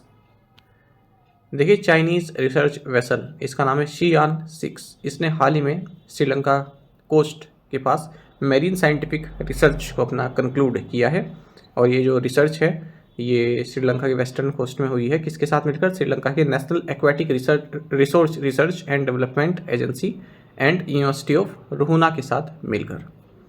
आपको बताते हैं शियान 6 ये चाइना का फर्स्ट साइंटिफिक रिसर्च वेसल है focusing on geophysical exploration. India has approved its first 100% foreign direct investment यानी कि FDI in the defence sector, promoting which company to establish a facility for rocket manufacturing. Bharat ने रक्षा क्षेत्र में अपने पहले 100% प्रत्यक्ष विदेशी निवेश को मंजूरी दी है, जिससे किस कंपनी को रॉकेट निर्माण सुविधा स्थापित करने की अनुमति मिल गई? सही आंसर ऑप्शन ए है साब। देखिए भारत ने अपनी पहली 100% foreign direct investment in the defence sector को अप्रूव कर दिया है, और इसके तहत जो स्वीडन की साब कंपनी इसको परमिशन मिल गई है कि ये अपनी नई फैसिलिटी सेटअप कर सकता है भारत में, जिसके तहत ये रॉकेट्स मैन्युफैक्चर करेगा। तो ये जो FDI प्रपोजल है ये 500 करोड़ रुपये से अंडर, मतलब 500 करोड़ रुपये से कम का है, इसके अंडर में है। फिलहाल भारत जो है ये 74% FDI अलाउ करता है डिफेंस सेक्टर में अंडर द ऑटोमेटिक रूट। इसके आगे अगर चाहिए 74 से ज़्यादा तो क्लियरेंस जो है आपको केस बाई केस बेसिस पर प्राप्त होती है। हालांकि जो क्लियरेंस रूल है 2015 में रिलैक्स कर दिए गए थे, लेकिन कोई भी फॉरेन कंपनी अब तक 100% FDI प्राप्त नहीं कर पाई है डिफेंस सेक्टर में। तो एक नई कंपनी स्टैब्लिश की गई है, रजिस्टर की गई है, साब FFV इंडिया। तो यहाँ पर ये कार्ल गुस्टाफ M4 सिस्टम को जो है मैन्युफैक्चर करेगी, और ये फैसिलिटी जो है लाइकली हरियाणा में आने वाली है। The facility will include advanced technologies including the sighting tech and carbon fiber binding for the Carl Gustav system. According to Prime Global Cities Index, which Indian city recorded the 4th highest growth in prime residential prices among global cities in the quarter ending in September 2023? Prime Global Cities Index के अनुसार सितंबर 2023 में समाप्त तिमाही में वैश्विक शहरों के बीच किस भारतीय शहर ने प्रमुख आवासीय कीमतों में चौथी सबसे अधिक वृद्धि दर्ज की? सही आंसर ऑप्शन ए है मुंबई। आपको जानना चाहिए कि मुंबई ने 4th highest year on year growth in prime residential prices achieve किया है, यदि हम ग्लोबल सिटीज़ की बात करें, और ये डेटा आया है उस क्वार्टर के लिए जो सितंबर 2023 में जो है समाप्त हुआ है, ठीक है, सितंबर क्वार्टर के लिए। तो ऐसा कहा है नाइट फ्रैंक का जो प्राइम ग्लोबल सिटीज़ इंडेक्स है सितंबर क्वार्टर के लिए उसमें। तो यहाँ पर मुंबई में रेजिडेंशियल प्राइसेस जो हैं उसमें 6.5% इंक्रीज देखने के लिए मिला है। नई दिल्ली और बेंगलुरु भी इस लिस्ट में है। नई दिल्ली जो है 10वें नंबर पर है और बेंगलुरु आपका 17वें नंबर पर है। मनीला टॉप स्पॉट पर है, पहले नंबर पर मनीला है, यहाँ पर 21.2% एनुअल राइज देखने के लिए मिला है जो ये रेसिडेंशियल प्राइस होते हैं इनमें। फिर दूसरे नंबर पर दुबई है। सैन फ्रांसिस्को ये वीकेस्ट परफॉर्मिंग मार्केट रहा है, इसमें 9.7% का डिक्लाइन देखने के लिए मिला है ईयर ऑन ईयर बेसिस पर। SBI card has joined hands with which company to roll out co-branded card? SBI card ने किस कंपनी के साथ साझेदारी में सह ब्रांडेड कार्ड लॉन्च किया है? ऑप्शंस आपके सामने है, सही आंसर ऑप्शन डी है रिलायंस रिटेल। देखिए SBI कार्ड और रिलायंस रिटेल इन दोनों ने ही मिलकर co-branded Reliance SBI card launch किया है। The lifestyle focus credit card will offer a holistic and rewarding shopping experience to customers. तो दो वेरिएंट्स हैं इसके, एक तो है रिलायंस SBI कार्ड, दूसरा है Reliance SBI card prime. Nagendra Nath Sinha, Secretary, Ministry of Steel, unveiled a groundbreaking ceremony for the mining operations at Mount Celia Gold Project, located in which country? इस्पात मंत्रालय के सचिव नागेंद्र नाथ सिन्हा ने किस देश में स्थित माउंट सेलिया गोल्ड प्रोजेक्ट में खनन कार्यों के लिए शिलान्यास समारोह का अनावरण किया? सही आंसर ऑप्शन बी है, ऑस्ट्रेलिया। आपको जानना चाहिए कि मिनिस्ट्री ऑफ स्टील में सेक्रेटरी हैं नागेंद्र नाथ सिन्हा, तो इन्होंने माइनिंग ऑपरेशंस की एक सेरेमनी का अनावरण किया है माउंट सेलिया गोल्ड प्रोजेक्ट, जो कि वेस्टर्न ऑस्ट्रेलिया में है। ये इनिशिएटिव लिया गया है लेगेसी आयरन ओर लिमिटेड के द्वारा, जो कि सब्सिडरी है भारत की एनएमडीसी लिमिटेड की। तो पहला और जो है प्रोसेसिंग के लिए यहाँ पर शेड्यूल है इसी 2024 में, और यहाँ पर माइन कौन सी है? Paddington gold mine. तो यहाँ से फर्स्ट और प्रोसेस किया जाएगा। तो दूसरे मतलब ऑस्ट्रेलिया में जाकर प्रोसेस कर रही है हमारी company. The first Australia India education and skill council meeting was held at which IIT? पहली ऑस्ट्रेलिया भारत शिक्षा और कौशल परिषद की बैठक किस IIT में आयोजित की गई? सही आंसर ऑप्शन डी है, IIT गांधीनगर। देखिए, first Australia India education and skill council meeting ये IIT गांधीनगर गुजरात में आयोजित की गई है। जो ये Australia India education and skill council meeting है, पहले से ऑस्ट्रेलिया इंडिया एजुकेशन काउंसिल कहा जाता था, AIEC, ठीक है, बीच में इसमें स्किल भी जोड़ दिया गया। ये एक बाई नेशनल बॉडी है जिसकी स्थापना साल 2011 में की गई थी, to guide the strategic directions of the education, training and research partnership between the two countries. This is the first time that education and skilling are being brought under the same institutional forum, है ना, जैसे कि नाम से पता चल रहा है। और इस मीटिंग को जॉइंटली चेयर किया गया एजुकेशन मिनिस्टर धर्मेंद्र प्रधान और जो इनके काउंटर पार्ट्स रहे ऑस्ट्रेलिया की तरफ से उनके बीच में। Collins dictionary has named which word as its word of the year? Collins dictionary ने किस शब्द को वर्ड ऑफ द ईयर घोषित किया है? सही आंसर ऑप्शन ए है, AI। देखिए, कॉलिन डिक्शनरी ने AI को अपना वर्ड ऑफ द ईयर घोषित किया है, और AI को इस तरह से डिफाइन किया है कि एब्रिविएशन है आर्टिफिशियल इंटेलिजेंस का, the modelling of human mental functions bye computer program. बाकी आपको जानना चाहिए, हाल ही में global AI summit on AI safety ये यूनाइटेड किंगडम में हुई है। ये महत्वपूर्ण पॉइंट है, हमने डिटेल में भी देखा MCQ के साथ। Which bank has appointed Rohit Rishi as executive director? Rohit Rishi को किस बैंक ने कार्यकारी निदेशक नियुक्त किया है? सही आंसर ऑप्शन डी है, बैंक ऑफ महाराष्ट्र। देखिए, बैंक ऑफ महाराष्ट्र ने रोहित ऋषि को अपना एग्जीक्यूटिव डायरेक्टर अपॉइंट किया है। ऋषि के अपॉइंटमेंट से पहले केवल आशीष पांडे जो है इकलौते एग्जीक्यूटिव डायरेक्टर थे बैंक ऑफ महाराष्ट्र का जो बोर्ड है उसमें। बैंक ऑफ महाराष्ट्र की बात करें तो CEO AS राजीव है, हेडक्वार्टर्स पुणे है, टैगलाइन है one family one bank. Which organization conferred the Business Lines Change Maker of the Year 2023 award? किस संगठन ने बिजनेस लाइन के change maker of the year 2023 पुरस्कार से सम्मानित किया है? सही आंसर ऑप्शन ए है, RBI। क्वेश्चन ऐसे है, किस ऑर्गेनाइजेशन को बिजनेस लाइन के change maker of the year 2023 पुरस्कार से सम्मानित किया गया? सही आंसर ऑप्शन ए है, RBI। देखिए, रिजर्व बैंक ऑफ इंडिया को business lines change maker of the year 2023 award दिया गया है। ये award union power minister RK Singh द्वारा दिया गया RBI गवर्नर शक्तिकांत दास को।